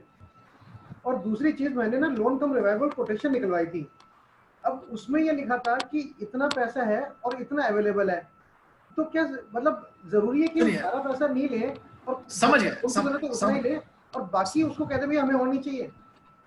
चलिए, सबसे पहले लोन कम रिवाइवल में डॉक्यूमेंटेशन क्या क्या चाहिए अब लोग लिख लीजिए। आपको मालूम है लोन में जो कागज चाहिए वो लोन कम रिवाइवल में तो चाहिए ही चाहिए। लोन में क्या क्या चाहिए होता है? एक लोन का form, policy bond, cancel cheque जिस पे नाम लिखा हो, आधार कार्ड, पैन कार्ड। है श्रीपति जी, आप नहीं लिख रहे हो, क्या चक्कर है? पेन में नहीं? हाँ है रखा हुआ। अरे चलिए ठीक है। तो लोन का जो कागज होता है, लोन का बॉन्ड, आधार कार्ड, पैन कार्ड, लोन का फार्म, कैंसिल चेक, और कितनी जगह साइन होते हैं लोन के फार्म में, याद रखिए। ऐसा ना हो शमीम को करने पड़े सारे साइन। विटनेस कहाँ होती है? आपकी विटनेस भी होनी चाहिए। 5 या 6 जगह साइन होते हैं लोन पे, तो वो सारा लोन का फॉर्मेलिटी प्लस अब चूंकि रिवाइवल है तो रिवाइवल की भी फॉर्मेलिटी, 680 नंबर फार्म, आधार कार्ड, पैन कार्ड 2 बार देने हैं, क्योंकि लोन वाला खुद मांगेगा, रिवाइवल वाला खुद मांगेगा। खाली आप एक दे के काम नहीं चला सकते। अगर लोन कब रिवाइवल है तो 2 आधार कार्ड देने हैं आपको, क्योंकि एक मिनट रुक जाइए, पहले सवाल होता क्या है? लोन डिपार्टमेंट अलग है, रिवाइवल डिपार्टमेंट अलग है। लोन कम रिवाइवल में क्या होता है, हमारे जो भी सूरज है या समीम है, इनको पहले जाके रिवाइवल का सारा कागज पूरा कराना पड़ता है। वो कागज रख लेते हैं, फिर लोन वाले के पास जाना पड़ता है कि देखिए भैया ये कागज लोन के हैं। तो वो कहेगा भाई आधार कार्ड नहीं है मेरे पास, पैन कार्ड नहीं है, तो आप 2 सेट दोगे तो ज्यादा बढ़िया है, क्योंकि रिवाइवल वाला रिवाइवल के साथ चला गया, लोन वाला लोन के साथ चला गया। अब उसके बाद कोटेशन निकलती है, लोन कम रिवाइवल की अलग कोटेशन निकलती है। वो कोटेशन 2 प्रकार से होती है। क्या होता है? एक होता है लोन पेबल, यानी आपका पॉलिसी में जितना रिवाइवल अमाउंट मान लो 50,000 है और आपका लोन 60,000 बन रहा है, यानी 10,000 रुपए आपका 60,000 लोन बन रहा है और रिवाइवल अमाउंट तो 50,000 ही है।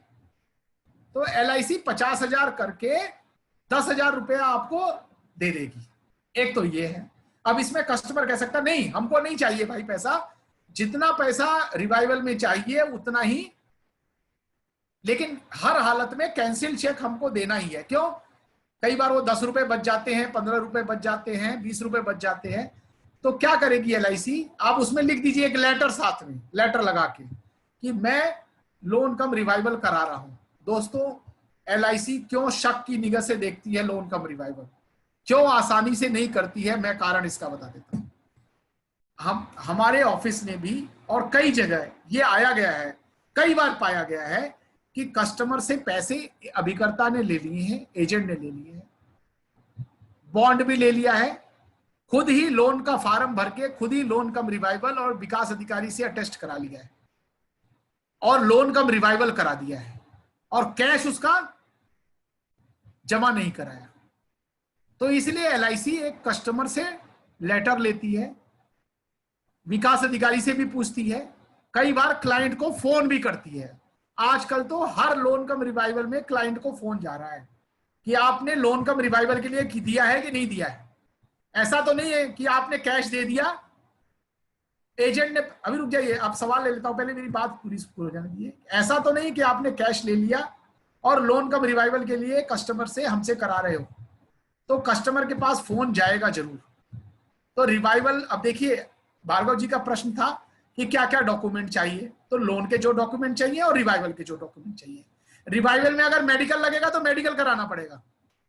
रिवाइवल पहले डिवीजन से हो गया आएगा, एक बार रिवाइवल हो गया उसके बाद ही लोन अप्रूव होगा। अगर रिवाइवल नहीं होता है तो लोन अप्रूव नहीं होगा। अच्छा, अब एक मैंने बताया कंडीशन, क्या और उसका पैसा बच रहा है। दूसरी कंडीशन कि रिवाइवल अमाउंट है 80,000 और लोन बैठ रहा है 60,000, यानी लोन कम बैठ रहा है, रिवाइवल अमाउंट ज्यादा बैठ रहा है। ऐसे में कस्टमर को 20,000 रुपए जमा कराने पड़ेंगे और वो कैश जमा कराने पड़ेंगे काउंटर पे, पॉलिसी डिपॉजिट, नगद। क्यों? अगर आप कैश नहीं जमा कराओगे, आप चेक जमा, कैश या ड्राफ्ट, अगर आप चेक जमा कराओगे, LIC ने लोन दे के पॉलिसी चालू कर ली और वो चेक डिसऑनर हो गया, तो सारा कुछ गड़बड़ हो जाएगा, रिवाइवल भी खत्म हो जाएगा, लोन भी खत्म हो जाएगा। इसलिए LIC इंसिस्ट करती है कि कैश ही दिया जाए लोन कब रिवाइवल। तो लोन कब रिवाइवल में दो समस्याएं आती हैं। पहला, मेरा लोन ज्यादा बन रहा है, दूसरा मेरा लोन कम बन रहा है। कम बन रहा है तो बचा हुआ पैसा आपको जमा कराना है, ज्यादा बन रहा है तो आपके पास दो ऑप्शन है, आप चाहे तो वो पैसा ले लीजिए और नहीं तो LIC को चिट्ठी दे दीजिए कि हमको उतना ही लोन चाहिए जितना हमारा रिवाइवल अमाउंट है। चलिए, एक अलग से लेटर क्लाइंट का जरूर चाहिए, और ये भी ध्यान रखिए कि क्लाइंट के पास फोन भी जाएगा, उसका जैसे सरेंडर में एग्जिट इंटरव्यू होता है, इसका भी इंटरव्यू होगा कि भाई आपने लोन कम रिवाइवल के लिए अप्लाई किया है कि नहीं किया है। एक मिनट में अनम्यूट कर दूं भार्गव जी को, फिर उनका सवाल लेंगे। हाँ प्रवीण जी पूछिए। सर इसमें भी कोई कोविड का वो जो फॉर्म लगेगा क्या? बिल्कुल, मैंने बोला ना, रिवाइवल की जो भी कहानी है सब लगेगी। एक कोविड का भी फॉर्म देना है। चलिए, और कोई सवाल किसी का है? भार्गव जी आप सवाल पूरा हो गया, तो रचना जी का सवाल है। एक मिनट, कुछ लोगों ने एक इसमें सिस्टम में भी कोई होता है चैट का, नो वॉइस, रचना जी कह रही है नो वॉइस। अच्छा, पुराना चैट होगा, कोई नहीं। हाँ रचना जी पूछिए, क्या सवाल था? सर जैसे आपने बताया था कि 15 दिन में मंथली वाली पॉलिसी लैप्स हो जाती है। बिल्कुल सही बात। एक समस्या आती है इसमें कि किसी की डेट ऑफ कमिटमेंट 16 तारीख है। 16 मतलब 16? हाँ 16 ऑफ एवरी मंथ। 16 हर महीने की 16 तारीख है उसकी ECS की डेट। 15 होगी ना, 16 तो नहीं होगी, 15 होगी। नहीं 16 क्यों नहीं होती? 16 को पॉलिसी में नंबर लगा तो 16 होगी ना, मतलब हाँ 16 हो गई। ECS की डेट 22 हो गई। ECS के अभी 22 है, पुरानी पॉलिसीज में वो 28 होते थे। बिल्कुल सही बात है। ठीक है सर, अब 28 को उसका ECS लगा, किसी कारण से बाउंस हो गया, टेक्निकल रीजन हुआ या फिर कोई भी रीजन हुआ, अकाउंट में पैसा नहीं है, कुछ भी है, हमारे पास उसकी इंटीमेशन आते थे 2-3 दिन लग जाते हैं। बिल्कुल सही बात है। जब तक हमारे पास इंटीमेशन आई तब तक 15 दिन से ऊपर हो गए। हाँ। क्योंकि 31 तक आई या 1 तक आई या 2 तक आई, तो पॉलिसी लैप्स हो गई। उस दौरान अगर कुछ मिस हैपनिंग हो गई तो क्या होगा? नहीं मिलेगा। अब सुनिए इसका समाधान, बढ़िया सवाल है भाई। पैसा नहीं मिला तो क्लेम नहीं मिलेगा। ऐसे केस में क्या करिए, जहां आप देखिए 16 से 28 है, LIC ने एक ऑप्शन दिया है नया, आप ECS की डेट चेंज करा सकते हैं। आप उस 28 तारीख वाली को 15 करा दीजिए डेट, या 7 करा दीजिए। हाँ, ये ऑप्शन दे दिया है कि आप उसको 15 या 7, जिसका कस्टमर का आपको डर लगता है कि भाई इसका पैसा हो सकता है नहीं कटे, कोई कारण है, उसकी ECS की डेट चेंज करा दीजिए। उसकी ECS की डेट 7 ले आइए, 15 ले आइए, आप ECS डेट चेंज करा सकते हैं। ठीक है रचना जी? एक एप्लीकेशन प्रॉब्लम हो रही है। हाँ, आप उसकी ECS की डेट की चेंज की एप्लीकेशन दे दीजिए, उसका हम ECS का डेट चेंज कर देंगे। 7 तारीख या 15 तारीख जो में से चाहेगा वो ले लेगा। ठीक है, ये सुविधा उपलब्ध है। देखो सवाल आएंगे ना, सवाल देखो आएंगे तो सबको फायदा होगा। आप सबसे रिक्वेस्ट है कि कोई ना कोई सवाल पूछिए जरूर। सर एक वो लिंक भी भेज दीजिएगा, फोन नंबर और ईमेल आईडी ऐड करने का दोबारा से। आपके मोबाइल पे होगा, देखो सर्च मारो, मैंने सबको भेजा है, आपको भी भेजा है। देखो आप अपने मोबाइल में जाइए और मेरा वाला नाम ढूंढ लीजिए और उसमें सर्च मारिए, तो देखिए मैंने तो बहुत भेजा हुआ है। सर्च देखिए, सर्च दबाइए। मेरे पास बहुत सारे लोग बोलते हैं कि सर 300 नंबर भेज दीजिए। लिंक देखिए, लिंक ऑफ मोबाइल, देखिए मैंने सर्च किया, देखिए अभी आ जाएगा। मैं आपको अभी फॉरवर्ड कर देता हूँ, मतलब आपके उसमें से ही देखा है मैंने। राधे श्याम, अरे देखिए राधे श्याम जी का सवाल बढ़िया, देखो सवाल आया है। राधे श्याम जी वीडियो तो ऑन करो तभी तो मैं बता पाऊंगा। चलिए सवाल पूछ लेता हूँ, राधे जी का है सवाल बढ़िया यार। सवाल पूछोगे तो मजा आ जाएगा। देखिए यस सर। हाँ बोलो राधे। मेरा ही कस्टमर है सर, वो उसका 28 तारीख का, उसका वाइफ हस्बैंड दोनों का है। हाँ। तो वो कह रहा कि 28 वाला एक डेट मेरा चेंज कर दो, नहीं तो मुझे दिक्कत होती है प्रीमियम पे करने के लिए। बिल्कुल, इस बार मैंने नहीं गया। मैं आपको बता रहा हूँ ना, ईसीएस की डेट चेंज हो सकती है, बस एक दो कहानी है मैं बता रहा हूँ जी। ईसीएस की डेट 28 तारीख, आप अगली 15 लोगे डेट है तो, उसका।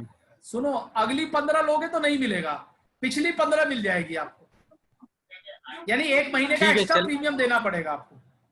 7 तारीख लोगे तो मिल जाएगी आपको, 28 वाले तो उनका पर क्वार्टर सर, क्वार्टरली मोड है उनका ईसीएस। तो क्वार्टरली को तो कोई भी मिल जाएगा, क्वार्टरली के लिए समस्या नहीं। क्वार्टरली को तो 7 ले चाहे 28 ले चाहे कोई भी ले, ग्रेस पीरियड से पहले, ग्रेस पीरियड से पहले कोई भी ले ले वो। तो इनका 28 का डेट है, तो ये चाहते हैं मतलब कोई भी चेंज होगा मिल जाए 28 के बाद, तो मिल सकता है इनको? हाँ, 7 भी मिल जाएगी, 15 भी मिल जाएगी। चलो बहुत जो बढ़िया है। एक एप्लीकेशन दे दो, और वो मुझे लगता है कि उस केस में नेच का फार्म भी दोबारा देना पड़ेगा। हाँ, नेच का फार्म भी देना पड़ेगा। ठीक है सर। और हो सकता है ना भी चले। ठीक है, मैं कराता हूँ। नहीं, इस बार उसका प्रीमियम नहीं किया तो वही बोला करा दीजिए, चेंज कराओ डेट। ये करा दीजिए, दोनों प्रीमियम जाता है मेरा। बिल्कुल करा दीजिए साहब, ठीक है ना। ईसीएस का डेट का पहले फैसिलिटी नहीं था, अब फैसिलिटी आ गया है। हाँ, और किसी का सवाल था? ये नरेश धवन जी का सवाल था, रचना जी का भी सवाल है। बोलिए नरेश जी, पूछिए। सर वो, हेलो, हाँ पूछिए। सर किसी की पॉलिसी लैप्स हो गई, 7 इयर्स हो गए, तो क्या रिवाइवल हो जाएगा उसका? मतलब 7 साल से लैप्स है? हाँ, 7 साल से लैप्स है सर। भाई देखिए, रिवाइवल हो जाएगा, लेकिन लगेंगे कम से कम 4 महीने इसमें। 4 महीने आप तैयार रखिए। क्यों? क्योंकि ये डिवीजन जाएगा, ब्रांच में नहीं जाएगा, और डिवीजन वाले भी जोन भेजेंगे आप। लेकिन उसको कितने साल चली है उसकी पॉलिसी? 5-6 साल चली हुई है उसकी पॉलिसी। अगर 5 साल से ज्यादा चली है तो आप देख लीजिए ना, उसको फायदे का सौदा है कि नहीं है। आपको लगता है अगर क्योंकि उसका ब्याज बहुत हो गया होगा, आपको लगता है उसका ब्याज, हाँ, क्योंकि 5 साल चली है तो पेड अप वाला मैच्योरिटी अमाउंट तो उसको मिलेगा ही मिलेगा। हाँ, वो तो हो गया शुरू पेड अप, है ना, पेड अप मैच्योरिटी तो मिलेगा ही मिलेगा उसको। हाँ, ऐसे पॉलिसी में हम चालू जरूर, मान लो किसी ने 2 साल दिया होता और 5 साल से लैप्स है और बड़ा प्रीमियम है उसका, तो ऐसे हालात में हमने चालू करा देंगे जिससे कि उसका 2 साल वाला भी पैसा आ जाए। लेकिन जब ऑलरेडी 5 साल चल चुकी है तो और इतना ब्याज देना पड़ रहा है, उसको पता लगे कि क्योंकि 9.5% ब्याज से प्रीमियम से ज्यादा ब्याज आ रहा है, तो उसको अगर घाटे का सौदा है तो पेड अप ले लीजिए और उसकी नई पॉलिसी करने का प्रयास करिए। चलिए रचना जी का सवाल, रचना जी बोलिए। सर डॉक्यूमेंट्स क्या चाहिए होंगे अगर ईसीएस की डेट चेंज करना है तो? एक एप्लीकेशन, नेच का फॉर्म और आईडी प्रूफ, कैंसिल चेक, वो जो नेट चेंज करने के लिए जो देते हो आप। जी जी बिल्कुल वही कागज चाहिए। नेट फॉर्म हो गया, लेटर हो गया, हाँ। और कैंसिल चेक और आईडी प्रूफ। और कितने दिन में हो जाता है ये आप जब दे दोगे 1 हफ्ते के अंदर हो जाता है, बस प्रीमियम अपडेट होना चाहिए। ठीक है। चलिए, और कोई साथी का कोई सवाल है? ये क्या हो गया भाई? सर एक चीज पूछनी थी। 1 सेकंड रुक जाओ भाई, ये टेक्नोलॉजी है ना, टेक्नोलॉजी कुछ गड़बड़ करती रहती है। हालांकि पहले से तो काफी राहत है। कौन सवाल पूछ रहा है? सरोज जी सवाल पूछ रहे हैं कि हाथ हिला रहे हैं? पता नहीं, पूछना चाह रहे हैं एक ना सिस्टम में। हाँ बोलिए सरोज जी।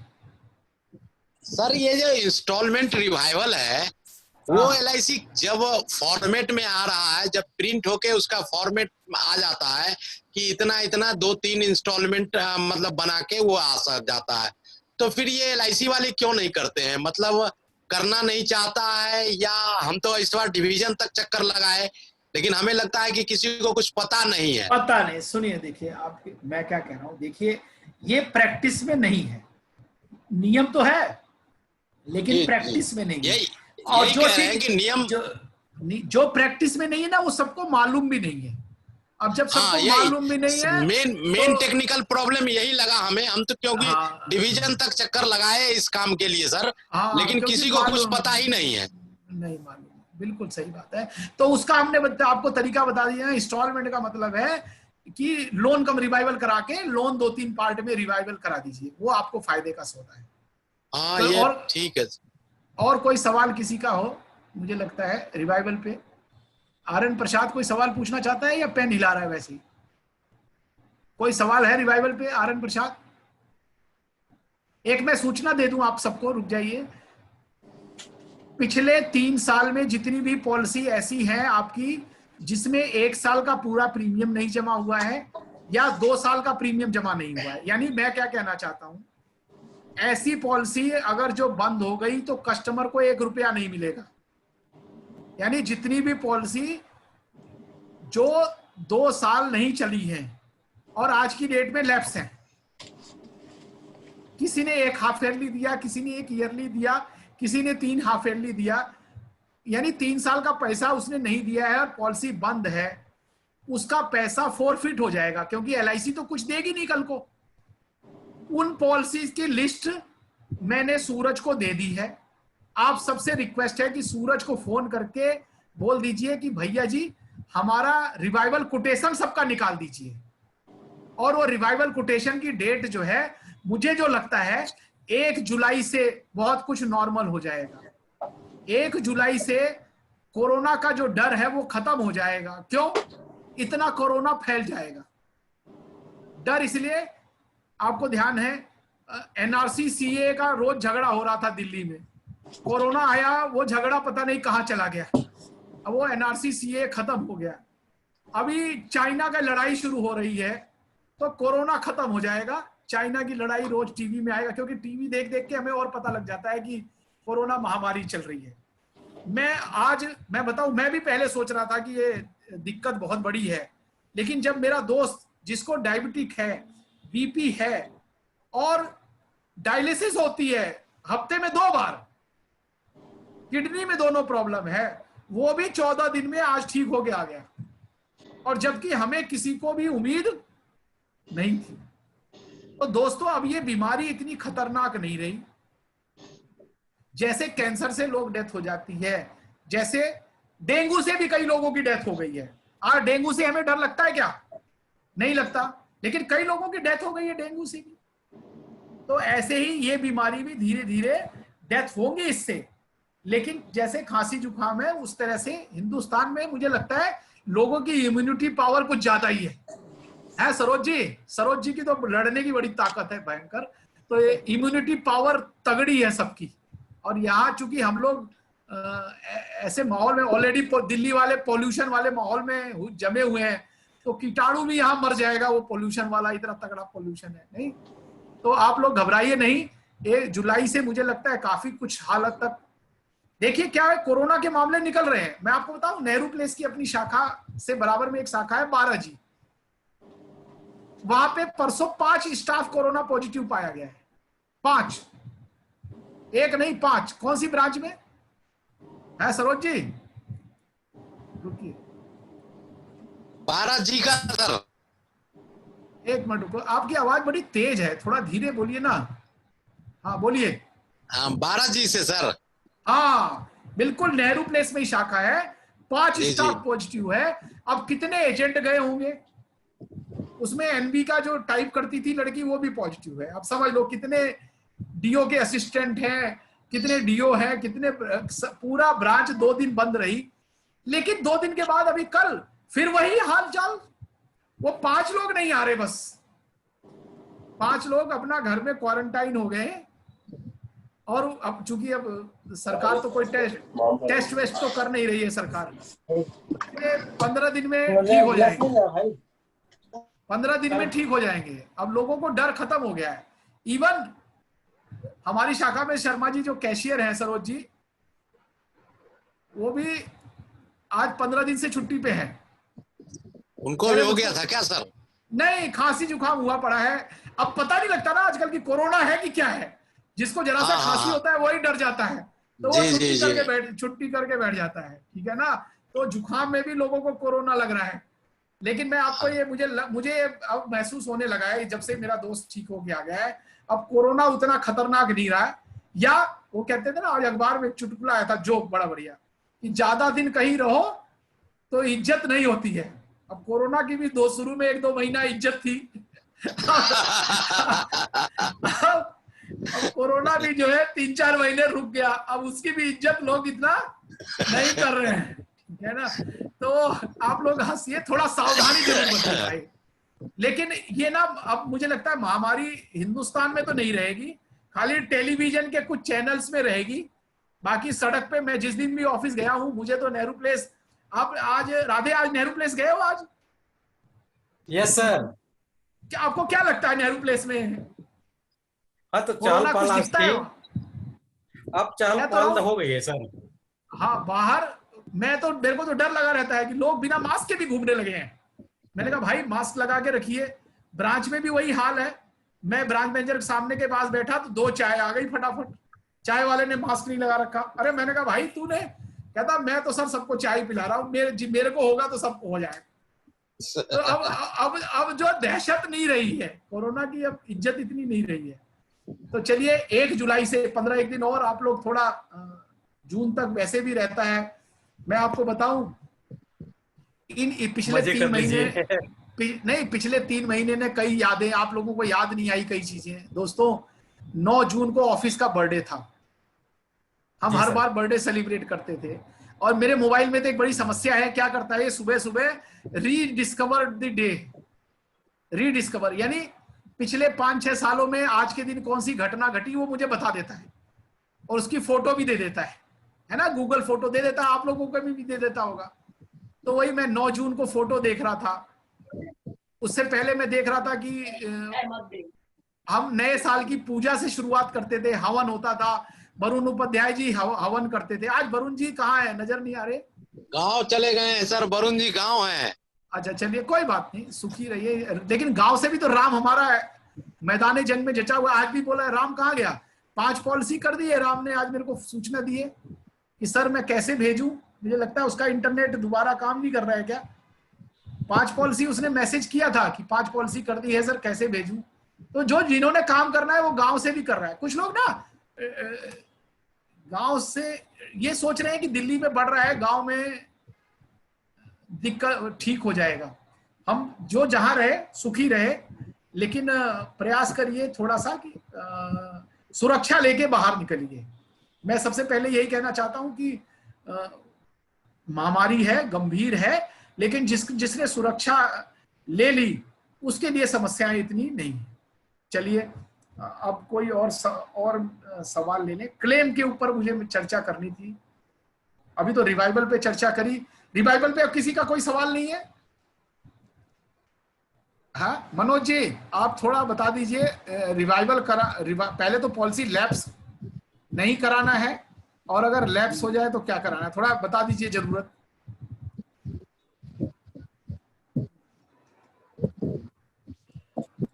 हेलो हाँ मनोज जी, अभी रिवाइवल के ऊपर थोड़ा डरा दीजिए लोगों को कि लैप्स नहीं कराए। बिल्कुल सर, ये ग्रेस 30 दिन का ग्रेस निकल जाने के बाद में काफी, जब हम क्लाइंट से बात करते हैं तो बोलते हैं कि 10 दिन रुक जाओ, 15 दिन रुक जाओ, और कभी कभार ये 10-15 दिन 6 महीने में भी कन्वर्ट हो जाता है बड़ी आसानी से। तो उनको हम बार हम लोग चाहते हैं कि रिवाइव कराएं, और उनको बार बार इसी चीज से डराते रहते हैं। तो डराने से ये तो है कि कुछ केस तो हो जाता है, रिवाइव हो जाता है, या उससे पहले जमा हो जाता है। लेकिन सबसे बड़ी दिक्कत होती है जब रिवाइव कराने के लिए हम एक तो क्लाइंट के पास में जब जाते हैं पैसे लेने या चेक लेने, तो उस समय एक इसके बजाय 2 होगा, फिर वो बोलते हैं कि अरे अब तो मैं एक ही देता हूँ, दूसरा नहीं है हमारे पास में। तो वहां पे ये बड़ा प्रॉब्लम होता है, उसके वजह से पॉलिसी ज्यादा रिवाइव होता है। तो हम सबका यही कोशिश होता है कि कम से कम वो टाइम से इंटिमेशन दे के चाहे उनसे हम रिवाइव करा ले। बहुत सारे लोग जो पहले सर बोला करते थे कि ये 2 साल हो गया, इस वजह से हमारे पैसे डूब रहे हैं, और उनके पीछे काफी समय हम आपसे भी पूछे। आपने अपने आप को म्यूट कर लिया। हाँ बोलिए। जब ये कहा हुआ सर कि जब नए रूल जब आ गए, आपने कहा कि अब 2 साल से ज्यादा वाले भी की हो सकता है रिवाइव, तो अब वो लोग बिल्कुल शांत बैठ गए। हाँ पहले शोर मचा रहे थे, पहले बहुत शोर मचा रहे थे, उसमें कई लोग काफी मैंने नाराजगी व्यक्त किया था कि अरे आप लोग तो पैसे LIC तो पैसे खा जाती है, आपके पास ऑप्शन है नहीं है, होना चाहिए, ये क्या तरीका है। और उनके पीछे काफी हम लोग समय दिए, फिर भी लेकिन आज जो है अभी भी मैं उन क्लाइंट से कांटेक्ट में हूँ कि भाई आप जो आप पहले बोले थे आप क्यों नहीं कर रहे, आपकी 2-2 पॉलिसी है बंद पड़ी है, तो अच्छा कर रहा हूँ, अब मोटा पैसा हो गया ना इकट्ठा कर रहा हूँ। तो इससे हम लोग यही सतर्क रहना है कि बार बार, हालांकि लोग बोलते हैं कि आप बार बार क्यों फोन करते हो, मुझे पता है मैं दे दूंगा, मेरा टेंशन आप क्यों ले रहे हो। लेकिन सर ये टाइम से पैसे जमा हो जाने से काफी हद तक हम एजेंट को भी फायदा होता है और वो क्लाइंट को भी फायदा होता है, जो उनको उस समय तो नहीं पता चलता, फ्यूचर में पता चलता है। और अगर पॉलिसी चाहे क्लाइंट की भी गलती हो, क्लाइंट कल को यही बोलता है कि एजेंट ने मुझे याद नहीं दिलाया, मैं आपको ये भी बता रहा हूँ। बिल्कुल सर, ये बिल्कुल 100% है। सुनिए ना, ये श्रीपति से एक सवाल पूछता हूँ, कहाँ गया श्रीपति, कोरोना की वैक्सीन आ गई क्या? नहीं आई सर। नहीं आई, कोरोना वैक्सीन कहाँ? कब आएगी? कोई ठीक नहीं है सर इसका। अच्छा चलिए, मैं ये सवाल इसलिए कर रहा हूं कि आपकी पॉलिसी लैप्स ना हो, इसकी वैक्सीन आ गई है ना। एक मेरे पास ऐसा सिस्टम है कि आपकी पॉलिसी लैप्स नहीं होगी। वो कौन सा सिस्टम है बताओ श्रीपति जी, कौन सी वैक्सीन है, कौन सी दवाई है? जिस भी क्लाइंट को लगा, हाँ, जिस भी क्लाइंट को दवाई दे दोगे वो पॉलिसी लैप्स नहीं कराएगा। है आपके पास कोई वैक्सीन? रिवाइवल करवाएंगे सर, फॉर्म साइन कराने की, वो जो आपने प्रिंट आउट करके दिया था जो। हाँ देखो किसने बोला है ये, मुझे लगता है किसी ने बोला है, मैंने बोला। नरेश जी ने। देखिए मैं आपको बताता हूँ, कोरोना की दवाई नहीं है, वैक्सीन नहीं है, लेकिन हमारे यहाँ पॉलिसी लैप्स नहीं है, इसकी वैक्सीन आपके पास है। आप जिस क्लाइंट से, देखिए कोरोना से भी कुछ लोग मर जाएंगे, ऐसा नहीं कोरोना से सारे लोग बच जाएंगे। कुछ लोग जुकाम से भी मर जाते हैं, कुछ लोग डेंगू से भी मर जाते हैं, कुछ लोग बुखार से भी मर जाते हैं, कुछ लोग हार्ट अटैक से मर जाते हैं, पता नहीं लगा क्या है, लोग मरेंगे। कुछ लोग आपकी पॉलिसी लैप्स कराएंगे ही कराएंगे, लेकिन कुछ लोगों को आप टीका लगा सकते हो, कुछ लोगों का इलाज कर सकते हो। वो इलाज, वो लेटर है दोस्तों। कहते हैं ना इलाज में पहले में बड़ी डोज नहीं देनी चाहिए, पहले दिन ही लेटर मत साइन करवा लो, पहले उसको मैसेज करो ड्यू डेट से पहले, 1 महीना पहले, फिर उसको लिखित में व्हाट्सएप करो, उसके बाद उसके घर जाके वो लेटर साइन कराओ, और उससे और उसके नॉमिनी से। मैं कह रहा हूं ये आप एक बार ट्राई कर लोगे।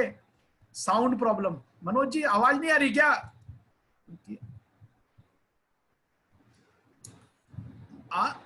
रचना जी आवाज आ रही है क्या, बताओ? आ रही है सर, आ रही है। अच्छा मनोज जी को नहीं आ रही क्या? 1 मिनट पूछता हूँ। मनोज जी आवाज आ रही है? अब हाथ खड़ा कर दो अगर आवाज आ रही है तो। है मनोज जी आवाज आ रही है आपको? नहीं आ रही है उनको, लगता है उनके पास ही कुछ प्रॉब्लम है। बाकी सर मेरी तरफ से तो आ रहा है, बाकी सबको आ रहा है। अजय जी ने भी बोल दिया। आपके देखो आपका ऑडियो वीडियो ठीक से लगा है। राधे श्याम आवाज आ रही है तो हाथ खड़ा कर दीजिए। देखिए सब जगह आ रही है, केवल आपके पास ही नहीं आ रहा है, कुछ ऑडियो वीडियो का प्रॉब्लम है। आप दोबारा लगा दीजिए। आपको मैं अनम्यूट करता हूं, देखो क्या होता है। आई, अब आ गई आवाज। मनोज जी हाथ खड़ा कर दीजिए अगर आई हो तो। कौन जो है? नरेश, चलिए ठीक है। तो मुझे लगता है ये जो रिवाइवल की जो वैक्सीन है, जिसका नाम है लेटर, है ना, और जिसपे साइन करना है नॉमिनी ने, ये लेटर आपका बड़ा काम का है और इसका फायदा आप उठा लीजिए। ठीक है, चलिए दोस्तों, इस पे सवाल खत्म हुआ। मैं जरा क्लेम के बारे में और थोड़ी सी चर्चा आपसे कर दूं उसके बाद, क्योंकि कितना हो गया, 5:36 हो गया। मेरे पास 20-22 मिनट है।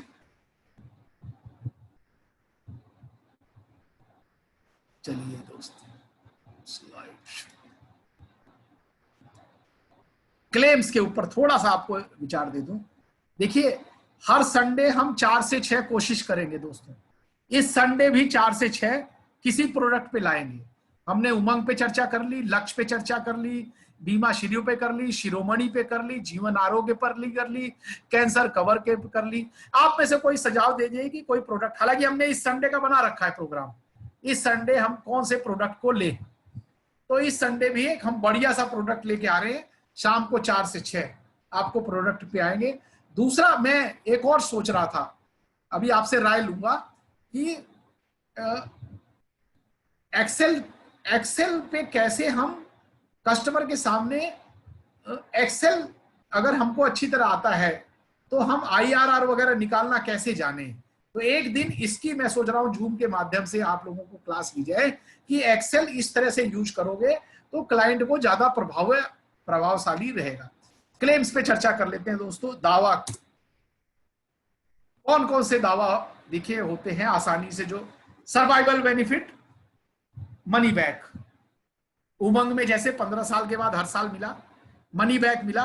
पहले दोस्तों कितना मुश्किल था, हर मनी बैक पे बॉन्ड जमा करना पड़ता था।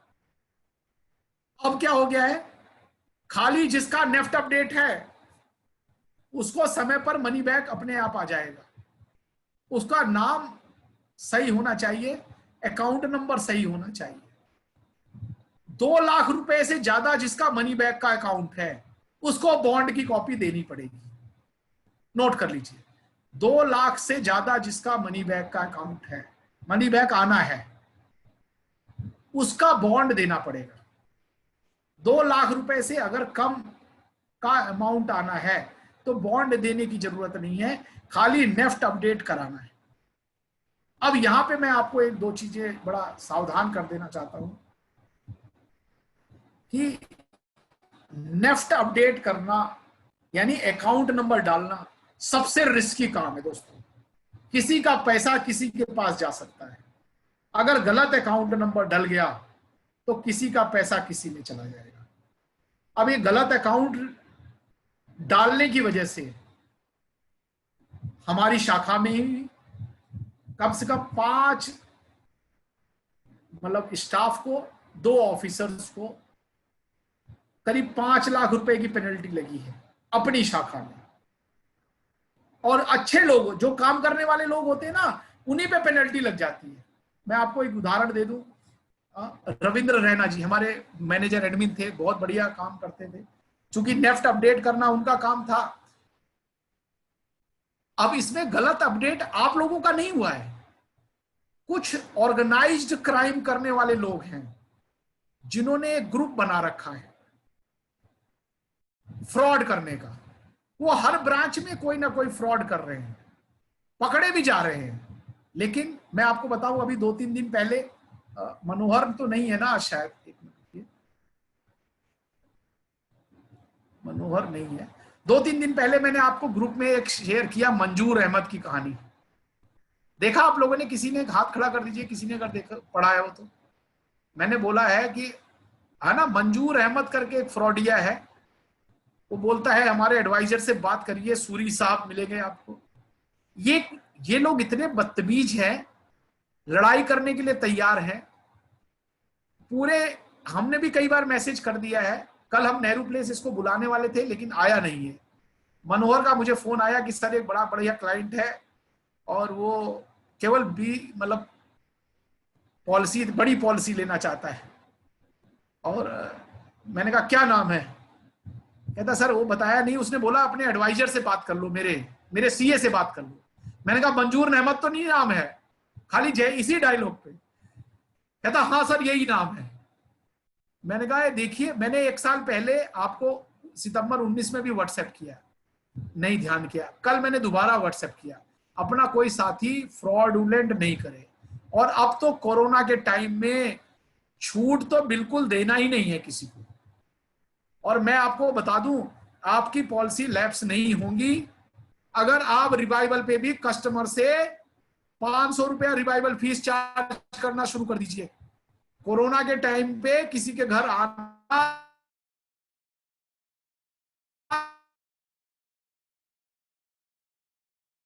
किसी के घर जाना, अपनी लाइफ को कीमत नहीं देंगे भाई। हमारे से तय तो यही हुआ था ना कि आप प्रीमियम टाइम से जमा कराओगे तो 5% मिलेगा। अब रिवाइवल पे भी फिर समस्या हो गई, मेरे को ज्यादा मेहनत करनी पड़ गई है। तो आप रिवाइवल पे अपने क्लाइंट से चार्ज शुरू कर दीजिए कि अगर आपकी पॉलिसी लैप्स होगी और मेरे को चालू करवाना पड़ेगा तो इसका 500 रुपए खर्चा भी लगेगा। क्योंकि वो जानता नहीं है ना, वो सोचता है कि कुछ नहीं, एजेंट तो जब मर्जी बुला लीजिए, जब आ जाएगा वो। Start charging consultancy fees, consultancy fees charge करना शुरू करिए। हम प्रॉपर्टी डीलर नहीं है, हम कंसल्टेंट है। आप वकील के पास जाइए, आप कोई भी सलाह लीजिए, डॉक्टर के पास जाइए, उसकी लिखी हुई दवाई आप खाएं या मत खाएं, डॉक्टर आपसे फीस ले लेता है। आपने को किसी ने बुलाया है पॉलिसी समझने के लिए, आप उससे चार्ज लेना शुरू कर दीजिए। आप देखिए, आप अपनी वैल्यू का आकलन खुद लगाना शुरू कर दें।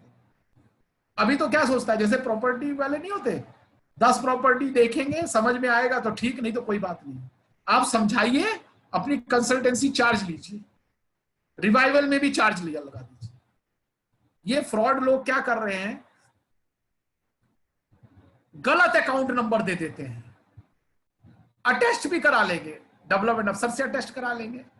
इसीलिए हम भी सबसे आपको सावधान करते हैं कि किसी हालत में कोशिश करिए कि गलत अकाउंट नंबर ना जाए, क्योंकि आरबीआई ने साफ साफ लिख के दे दिया है कि हम नेफ्ट ट्रांसफर करते समय कस्टमर का नाम चेक नहीं करते हैं। अकाउंट नंबर जो आपने दिया उसमें ट्रांसफर कर दिया, नाम चेक करने की आवश्यकता उस आदमी के पास है जिसने नेफ्ट डाला है।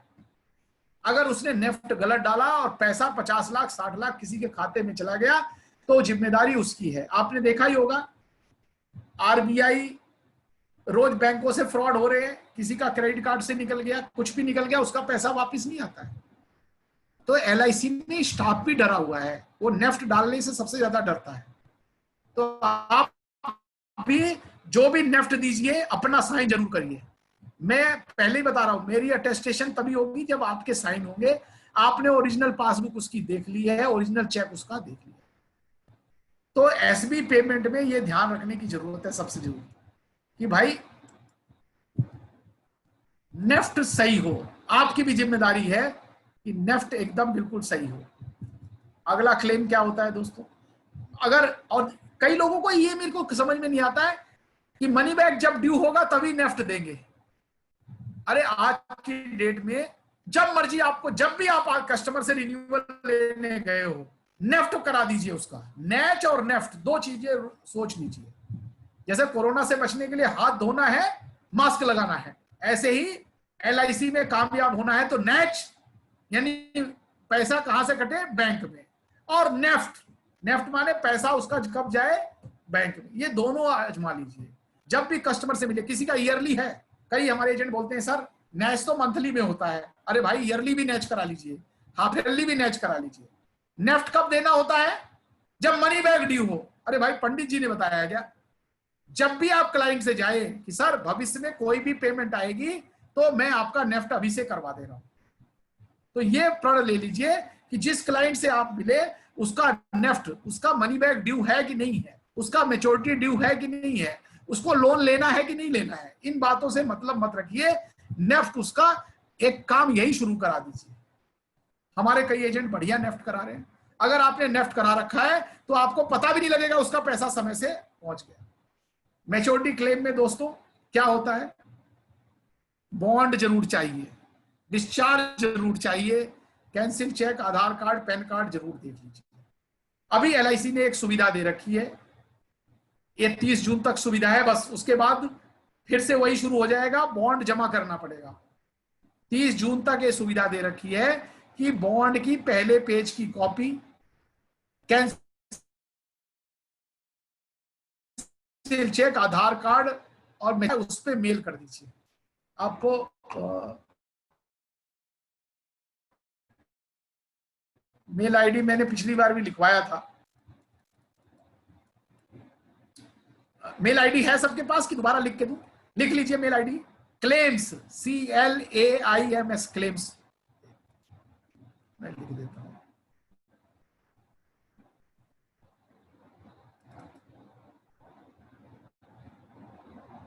ये लिखा हुआ है,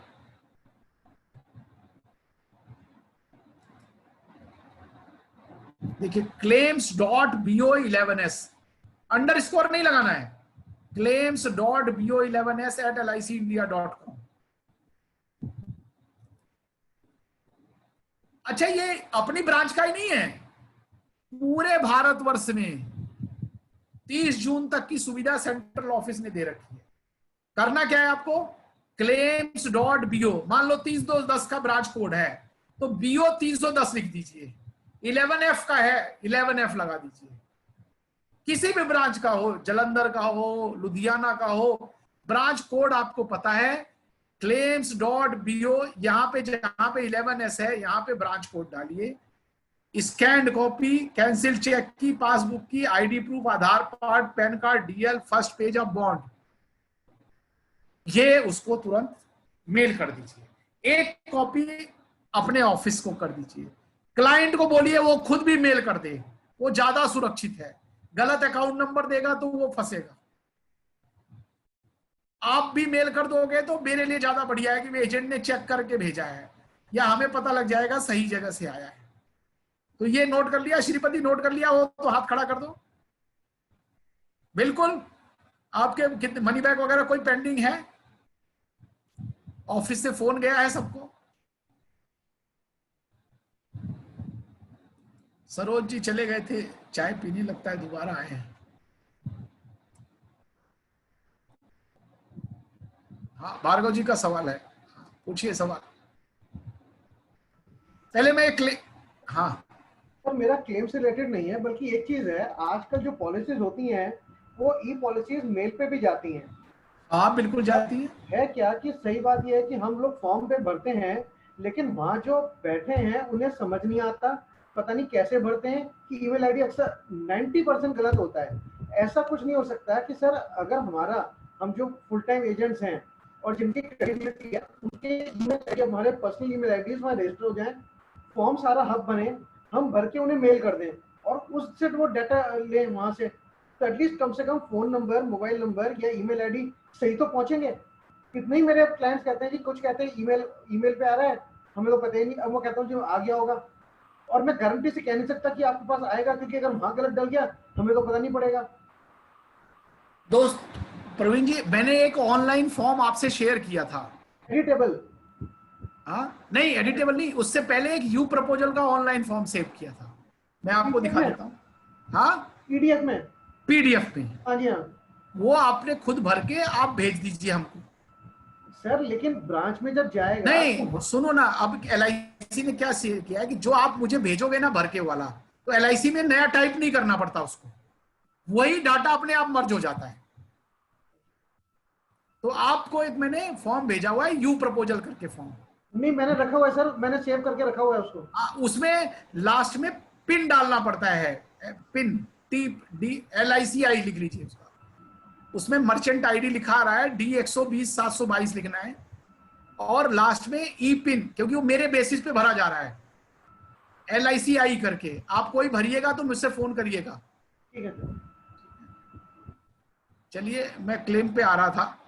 ये ऑनलाइन फॉर्म मैंने भेजा हुआ है, एक स्क्रीन शेयर कर रहा था।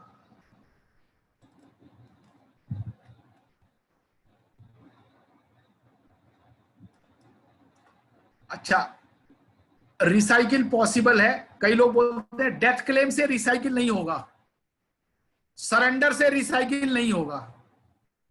कोई सरेंडर पॉलिसी कराए तो रिसाइकिल नहीं होगा, किसी का डेथ क्लेम देना है तो रिसाइकिल नहीं होगा, लेकिन मैच्योरिटी से और मनी बैक से रिसाइकिल हो सकता है। यूलिप सरेंडर से रिसाइकिल हो सकता है। डेथ क्लेम दो तरह के होते हैं, अर्ली और नॉन अर्ली। अर्ली में समय लगता है, मैंने बोला हॉस्पिटल के फॉर्म भरना है, एजेंट की भी जिम्मेदारी है उसको जमा करने की। नॉन अर्ली का हमारी शाखा ने अभी हमें ब्रांच मैनेजर से बात हुई है कि नॉन अर्ली कोई क्लेम लाओगे तो 1 हफ्ते में पेमेंट कर दी है। अभी एग्जांपल के रूप में हमने सरोज जी का 1 हफ्ते का एक्सपेरिमेंट किया है, 1 हफ्ते में पैसा नॉन अर्ली। नॉन अर्ली का मतलब कौन है? जिसका पिछले 4 साल में ना 3 साल में ना रिवाइवल हुआ हो और ना नई पॉलिसी हुई हो।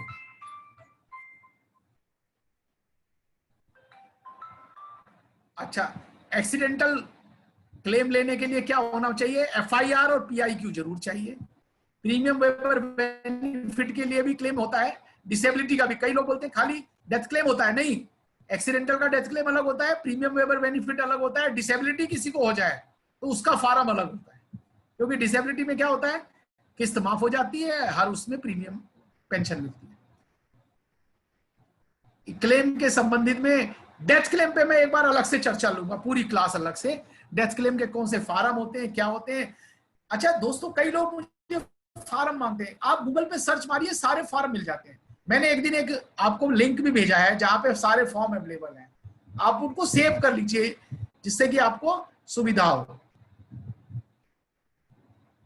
चलिए दोस्तों, ये मेरा क्लेम्स के ऊपर था, थोड़ा सा आपको हिंट देना था। हम कोशिश कर रहे हैं कि आपको इस जो कोरोना के समय में जो आपको राहत मिली है, इसमें आपको ज्यादा से ज्यादा चीजें आपको अवगत कराएं। बस एक मेरी एक रिक्वेस्ट है छोटी सी, कि जो पिछली अगली क्लास में जब आप आए तो पिछली क्लास का आपसे पूछा जाएगा। आज तो मैंने छोड़ दिया, कई लोगों से सवाल नहीं पूछा, इसलिए कि हो सकता है अगली क्लास में वो आए ना, क्योंकि अगली पूछे जाने का मतलब ये नहीं, अगली आपको रिवाइज जरूर करना है। पिछली क्लासों में क्या हुआ, अगर आप रिवाइज नहीं करके आएंगे तो आपको इस क्लास का भी कोई फायदा नहीं होने वाला है। आज जो समझाया गया है आप कोशिश करिएगा, अगली क्लास कब होगी, अगले फ्राइडे 4 से 6, संडे को एक क्लास और शाम को 4 से 6 होने वाली है, वो बढ़िया प्रोडक्ट पे होगी। और प्रोडक्ट का आपको मैसेज डालूंगा किस प्रोडक्ट पे है, और आपको पता है ये प्रोडक्ट पे बहुत बढ़िया शानदार क्लास होगी। तो ये हफ्ते में 2 क्लास हो जाती है, फ्राइडे को हो जाती है आप लोगों की, और एक संडे को 4 से 6। मुझे लगता है संडे सब लोग अवेलेबल हैं। और अच्छा, ये ज्यादा दिन तक अब चलेगा भी नहीं, क्योंकि 1 महीना तक है, और मुझे लगता है 1 महीने तक हम जो कोशिश करेंगे आप लोगों को समझाने की। अब मैं आप अपनी मीटिंग की डेट याद रखिए। मेरी तरफ से थैंक्स है। मेल आईडी किसी ने नहीं लिखा है तो लिख सकता है। और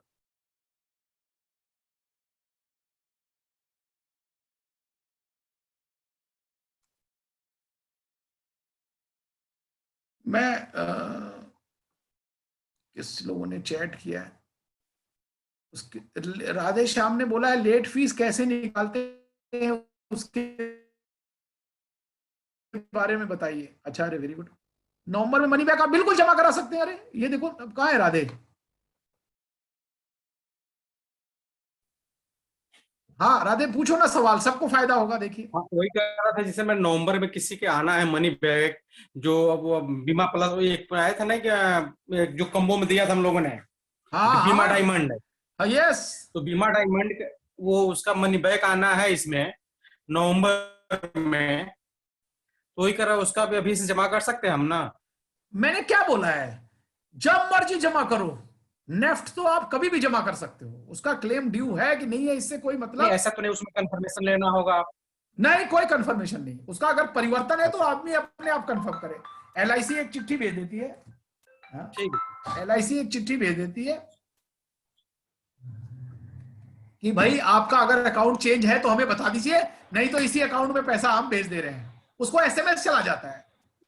अच्छा, तो ये सेम प्रपोजल न्यू प्रपोजल के साथ भी जमा कर सकते हैं ना, जो हम उसमें फॉर्म में भरते हैं, जमा करिए जब उसका नंबर लग जाए। अच्छा। अगला क्वार्टरली प्रीमियम उसके 2, 4, 6 महीने बाद आप उसको जमा करा दीजिए। नए के साथ जमा करेंगे तो वो नए में चला जाता है, वो नेफ्ट वाले ऑप्शन में नहीं जाता है। ठीक है ना? एक और सवाल आपका था। जी हाँ, लेट फीस कैसे कैलकुलेट करते हैं सर? देखिए, पहले तो पता कर लो लेट फीस लगता कितना है। 9.5% लगता है। कैलकुलेटर में जाइए, जो प्रीमियम है बिना GST वाला। कौन सा प्रीमियम? बिना GST वाला, विदाउट GST। उस पे 9.5% लगा दीजिए, 9.5%। साल भर का इंटरेस्ट आ जाएगा। तो सुनिए पहले पूरी बात, उसको 12 से भाग कर लीजिए, 1 महीने का आ जाएगा। अब निकाल लीजिए, 1 महीना 14 दिन तक, 1 महीने से कम है तो 1 महीने का ब्याज लगता है। 1 महीना 14 दिन से 2 महीने 14 दिन तक 2 महीने लगता है। 2 महीने 14 से 3 महीने 14 तक 3 लगता है। यानी 1 महीना जैसे ही ऊपर हुआ उसका पूरे 1 महीने का ब्याज लगेगा। वो बोलेगा ग्रेस पीरियड कल खत्म हुआ, 1 दिन का ब्याज लो। ये LIC में डेली बेसिस पे ब्याज नहीं लगता, मंथली बेसिस पे लगता है। तो 1 महीना जैसे ही पूरा हुआ तो 1 महीना 14 दिन तक 1 महीने का लगेगा। आप इसको 13 दिन रखिए, क्योंकि 14वें दिन 2 महीने का लग जाता है। 1 महीना 13 दिन 1 महीने का, 1 महीना 14 दिन से 2 महीना 13 दिन तक 2 महीना, 2 महीना 14 दिन से 3 महीना 13 दिन तक 3 महीना। अब ये निकाल लिया आपने। अब इसके बाद GST की कहानी आती है। अगर इंटरेस्ट जो भी निकला उस पे 18% GST ठोक दीजिए। मतलब इंटरेस्ट निकालना है प्रीमियम से, एक बार इंटरेस्ट निकल गया तो उस पे 18% जीएसटी देना है। आप समझ गए ना राधे भाई? Yes sir. ठीक है ना, आप कैलकुलेटर का सहारा लो। मैं आपको बताऊं, क्योंकि हम लोग तो पुराने गणित वाले लोग हैं, हम तो मैं बिना कैलकुलेटर के निकालने वाले लोग हैं। कैसे? मान लो 25,650 रुपए आया, तो 10% से कितना आएगा? एक जीरो हटा दो लास्ट वाला। 25,650 है तो 25,065 रुपए हो गया उसका साल भर का ब्याज। कितने से? 10% से। और हमें निकालना है कितना? 9.5। तो अंदाजा हम बता सकते हैं कि साल भर का हो गया 2565, यानी महीने का 220 रुपए हो गया। 5 महीने का पूछोगे तो बता दूंगा 1200। जीएसटी लग गया तो 1200 पे 1800, 150 रुपए और जोड़ दीजिए जी। तो ऐसे आप निकाल सकते हैं, नहीं तो कैलकुलेटर से जा सकते हैं। हालांकि ऑल इन वन ऐप में लेट फीस इंक्वायरी का भी ऑप्शन है, शायद रिवाइवल का और लेट फीस का ऑप्शन है दोनों। पहले तो था, अब एक बार देख लीजिए। क्या समय हो गया है? 5:58 समय होने जा रहा है। कोई सवाल किसी का हो तो लास्ट सवाल ले लेता हूं। नरेश का सवाल है, एक बताइए नरेश जी। सर वो पार्टी ने लोन लिया था और ऑनलाइन पेमेंट कर दी है, तो उसके ओरिजिनल बॉन्ड कैसे कलेक्ट करेंगे? बाई पोस्ट भेज देंगे किसी, या खुद पर्सनली लेने पड़ेंगे? बॉन्ड लेना तो 11S से बड़ा मुश्किल काम है। सुनिए, फिर भी क्या करिए, मेल से चलिए। आप क्या करिए, मेल लिखिए ब्रांच को और पासबुक की कॉपी जरूर लगा दीजिए कि हमको बॉन्ड रिलीज कर दीजिए। 6 महीने के अंदर रिलीज करती है LIC। अपनी शाखा थोड़ा जल्दी कर देती है। चलिए प्रवीण जी। सर एक बात बताइए, आपने कहा कि नेफ्ट कभी भी रजिस्टर करा सकते हैं। हाँ। उसके 6 महीने, 8 महीने, साल भर बाद कभी भी लोन चाहिए होता है, फिर कैंसिल चेक देते हैं। मैच्योरिटी आती है, फिर कैंसिल चेक देते हैं। सुनिए ना, उठाता है, फिर कैंसिल चेक देते हैं। सुनिए मांगते हैं, फिर फायदा क्या सर? सुनिए ना, अगर आपने नेफ्ट कभी भी अपडेट करा दिया है तो क्या होता है, आपने मोबाइल नंबर, और देखिए सारी लड़ाई हो रही है कि फ्रॉडुलेंट पेमेंट ना जाए। अब जैसे मैंने आपको सजा दिया नेफ्ट अपडेट करा दिया, क्योंकि नेफ्ट किसी का किसी ब्रांच में अपडेट हो रहा है। तो क्या होता है कि मान लो किसी ने गलत अपडेट कर दिया है किसी ब्रांच में, तो गलत उसको पेमेंट चली गई। अब जिसका ईमेल अभी शुरू होने वाला है OTP सिस्टम, जिसका ईमेल आईडी और फोन नंबर रजिस्टर्ड है हमारे पास, उससे हम दोबारा नहीं मांगेंगे। उसको मैसेज दे देते हैं कि आपका हमारे यहाँ ये बैंक रजिस्टर्ड है, LIC से अपने आप जाता है। और अगर आपके पास मतलब चेंज है तो हमको 15 दिन में सूचना दीजिए, नहीं तो इसी को मान करके पेमेंट कर दिया जाएगा। अब देखिए, उसको ईमेल चला गया, SMS चला गया, अगर उसने जवाब नहीं दिया तो वो सही मान लिया जाता, LIC नहीं मानेगी। सर इससे तो हमें नहीं पोर्टल में फैसिलिटी मिल सकती कि हम अपने क्लाइंट का ईमेल, सबका ईमेल और मोबाइल अपडेट कर दें? क्योंकि सही बात है, वहां जो लोग बैठे हुए हैं कई बार तो ईमेल ही ढंग से नहीं पढ़ते। तो आपको बोला तो है ईमेल अपडेट करने के लिए, आपको दिया तो है ऑप्शन, फोन और ईमेल आईडी का लिंक नहीं भेजा है आपको? नहीं, हम अपने क्लाइंट का कहाँ अपडेट कर सकते हैं? क्या बात कर रहे हो यार, अभी कौन है? राम ने शुरू में क्या बोला है सबको? हमने एक लिंक भेजा है, आप अपने सब क्लाइंट का खुद कर सकते हो। किसी ने किया है क्या? बताइए जरा, पहले होल्ड करो। राम ने तो शुरू में ही बताया ये बात। एक मिनट रुको, मैंने एक लिंक भेजा है, लिंक बता दीजिए फिर। एक मिनट, श्रीपति देखता हूँ इसको मालूम है कि नहीं। श्रीपति आपको, हाँ श्रीपति आपको मालूम है कि नहीं ये बात? मतलब मैं LIC की साइट पर जाकर किया था 2-3 लोगों का। नहीं, जो मैंने लिंक भेजा उसकी बात हो रही है ना, उस लिंक से मैंने किया है, वो मैं LIC साइट पर जाकर किया था। रुकिए, छोड़ दीजिए एक मिनट। RN प्रसाद देखो कुछ कहना चाहता है। हाँ RN बोलो, एक मिनट। हाँ बोलो। जो आपने लिंक भेजा है ना, हाँ, वो अपडेट नहीं है, वो लेता ही नहीं है। क्या बात कर रहे हो यार, मैंने 10 लोगों का खुद किया है, मैं ऐसे कैसे मान लूं? आप करके देखिएगा, मैं आपको लाइव दिखाऊंगा, वो होता नहीं। भाई उसका डेट ऑफ बर्थ गलत डालोगे तो नहीं होगा। आपने उसका डेट ऑफ बर्थ डालना है, क्योंकि वो डाटा चेक करता है ना। मैं आज को आपको दोबारा लिंक भेजता हूँ, दोबारा भेजिए प्लीज। दोबारा, लेकिन आप लोग पढ़ते नहीं है ना। एक मिनट, राधे ने कुछ बोला है, पूछता हूँ राधे क्या कह रहा है। हाँ राधे बोलो, क्या कह रहे हो? अपडेट हो जाता है। देख, आपका हुआ है अपडेट? राधे बताओ। हाँ ये कस्टमर ने किया है, नहीं जो मैं आपने आपको बोल रहा था अपडेट करने के लिए ना। नहीं आपने किसी कस्टमर का किया है? नहीं मैंने नहीं किया, मैंने लिंक कस्टमर को फॉरवर्ड कर दिया था। नहीं भाई मैंने तो ये बोला है यार, कस्टमर कर सकता है, कस्टमर के पास क्या वो शकल दिखाई दे रही है, वो लिंक में केवल डेटा मेल बर्थ आईडी और अपना, हाँ ठीक है, मेल आईडी और अपना मोबाइल नंबर डाल के अपडेट कर दिया था, अपडेट हो गया उसका। वो डेटा बर्थ पूछता है। चलिए मैं हो सकता है आपको लाइव दिखाऊंगा अगली क्लास में, आप 15-20 नंबर लेके दोबारा भेज दीजिए, दोबारा प्लीज। मैं दोबारा भेज रहा हूँ, सब कस्टमर का कर रहे हैं। कहाँ गई, एक मिनट, वो नहीं है कोई और, राम कहाँ गया यार, राम चला गया, उसका लगता है वहां लिंक खत्म हो गया। अजय ने कुछ सवाल पूछना होगा तो मैं पूछता हूँ। तो ये सब अपने का कर सकते हो आप, आपको अधिकार दिया, डेट ऑफ बर्थ से ही तो करना है। अजय जी आप कुछ सवाल पूछना चाह रहे हो, बताओ। करना किसी क्लाइंट का नया देख ले। अजय जी आप कुछ सवाल पूछना चाहते हो, बोलो। आपने अपने आप को वो कर रखा है भाई, अपने आप को अनम्यूट कर रखा है आप अपने। अजय जी कहाँ से लगा रहे हो? अभी देख के चेक तो कर हो रहा है। अजय जी आपके मोबाइल में कुछ गड़बड़ है, आप ठीक करें, मेरे यहाँ से अनम्यूट है। हम लोग मल्टीटास्किंग करते हैं। अजय जी आप, हाँ बोलिए, अब आपकी आवाज आ सकती है, बोलिए क्या कहना है। सर मैंने जो प्रॉब्लम भेजा सर, ये प्रॉब्लम को थोड़ा सा फेस तो आप भी कीजिए सर जी, नहीं हो पाता है ना हम लोगों को। तो मैं प्रयास करता हूँ कि अपना प्रॉब्लम अपने सॉल्व करूँ, लेकिन कुछ चीज स्टाफ नहीं करते हैं, तो उसको आप ही थोड़ा सा सॉल्व कीजिए सर। मेरे को मैसेज भेजते रहिए भाई, प्रयास ही हो सकता है। देखो 100% गारंटी नहीं, लेकिन प्रयास करेंगे उसका। वही चीज भेजेंगे, ये वही चीज मैं आपको कहेंगे जो हो सकता है सर। चलिए ध्यान रखेंगे भाई, जो भी प्रॉब्लम है आप सुबह व्हाट्सएप करिए, प्रयास जरूर करेंगे। कई प्रॉब्लम सॉल्व कराते भी है। अब किसी में क्या है, देखिए उससे डिनाई नहीं करते हैं कि सॉल्व नहीं करवाते हैं सर। ये बताइए सर, 8-9 महीना है,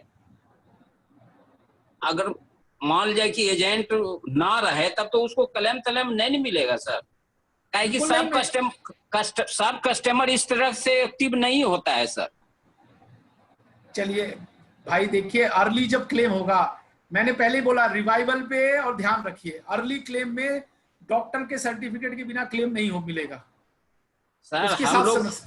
हम लोग फुल टाइमर है, प्रयास करते हैं सब, लेकिन एक पॉलिसी होल्डर ही इतना। भाई आप, मैं आगे से मैं बता रहा हूं ना, आगे से कस्टमर जैसे ही पॉलिसी का टाइम ना दे, तो आपके पास तो अनुभव है कि भाई लैप्स हो गई, अर्ली क्लेम का 1 साल तक क्लेम नहीं मिलता है, तो उस कस्टमर को बताए रखिए कि भाई अगर आपने रिवाइवल कराया तो अगर क्लेम आया तो 1 साल तक नहीं मिलेगा। फिर आप मेरे से मत कहिएगा, प्रयास करेंगे, सब समस्याओं का हल करने का प्रयास करेंगे। और कोई सवाल किसी साथी का? चलिए ठीक है, वोट ऑफ थैंक्स के लिए कोई आ जाए। पाठक जी ने कुछ नहीं बोला है, पाठक जी आप बोलिए कुछ। हाँ बोलिए।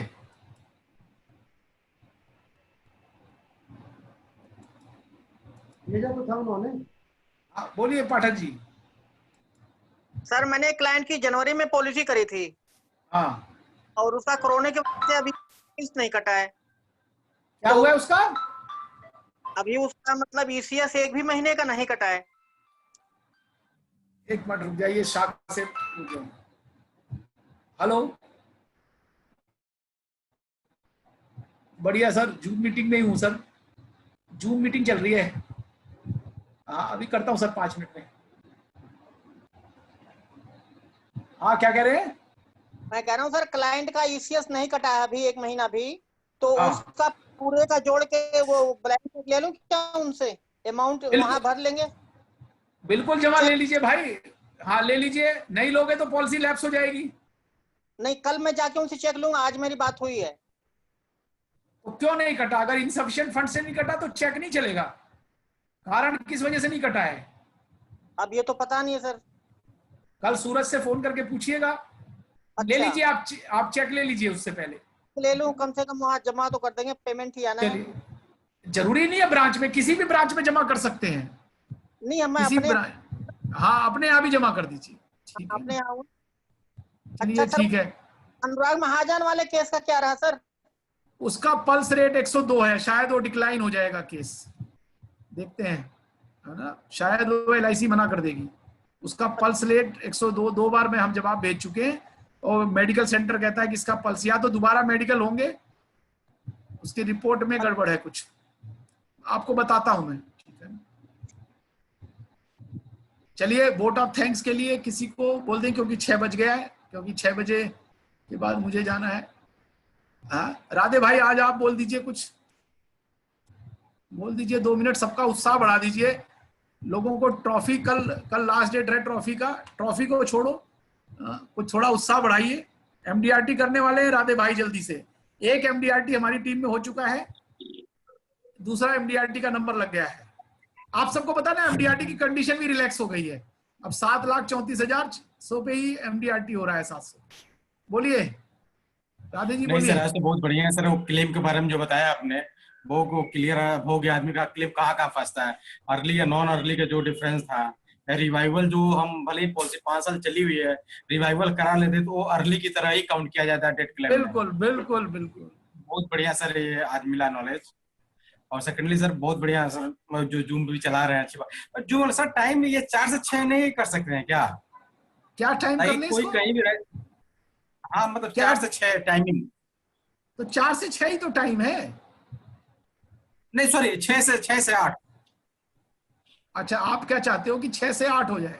देखिए जी, रचना जी कह रही है मुझे खाना बनाना पड़ता है उस टाइम, कह रहे आपको खाना बनाना नहीं पड़ता है। देखिए रुक जाइए, चलिए मैं सुनिए ना, रुकिए ना, मैं सबको अनम्यूट कर देता हूँ जरा, आप चर्चा कर लीजिए क्या हो सकता है। हाँ बिल्कुल जी सर। हाँ मैंने और सर मैं कह रहा था जो जो बॉन्ड पेपर सर ना, वो कह रहा 4 महीने से पेंडिंग है, 15 फरवरी से अभी तक नहीं मिला है। भाई जीवन लक्ष्य का तुम्हारा बॉन्ड है एक जो नहीं मिला, वही कह रहे हो ना आप? जी तो सर। जीवन लक्ष्य की हाँ स्टेशनरी खत्म हो गई है, कुलदीप जी की भी नॉलेज में है ये, है ना, लगा हुआ है, लगे हुए हैं, चिंता मत करिए। ठीक है ठीक है, सबको मैं अनम्यूट कर रहा हूँ।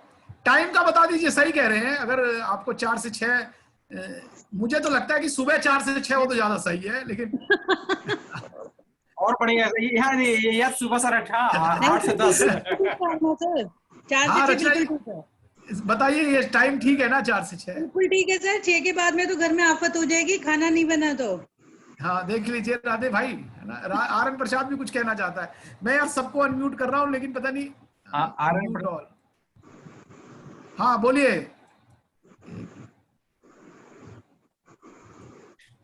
बोलिए RN प्रसाद बोल रहे हैं कुछ, बोलिए बेटा, 1 मिनट का टाइम है, जल्दी बोलिए। मैं कह रहा हूँ कि सुबह का बढ़िया रहता है, दिमाग में आती है बातें, सुबह मॉर्निंग टाइम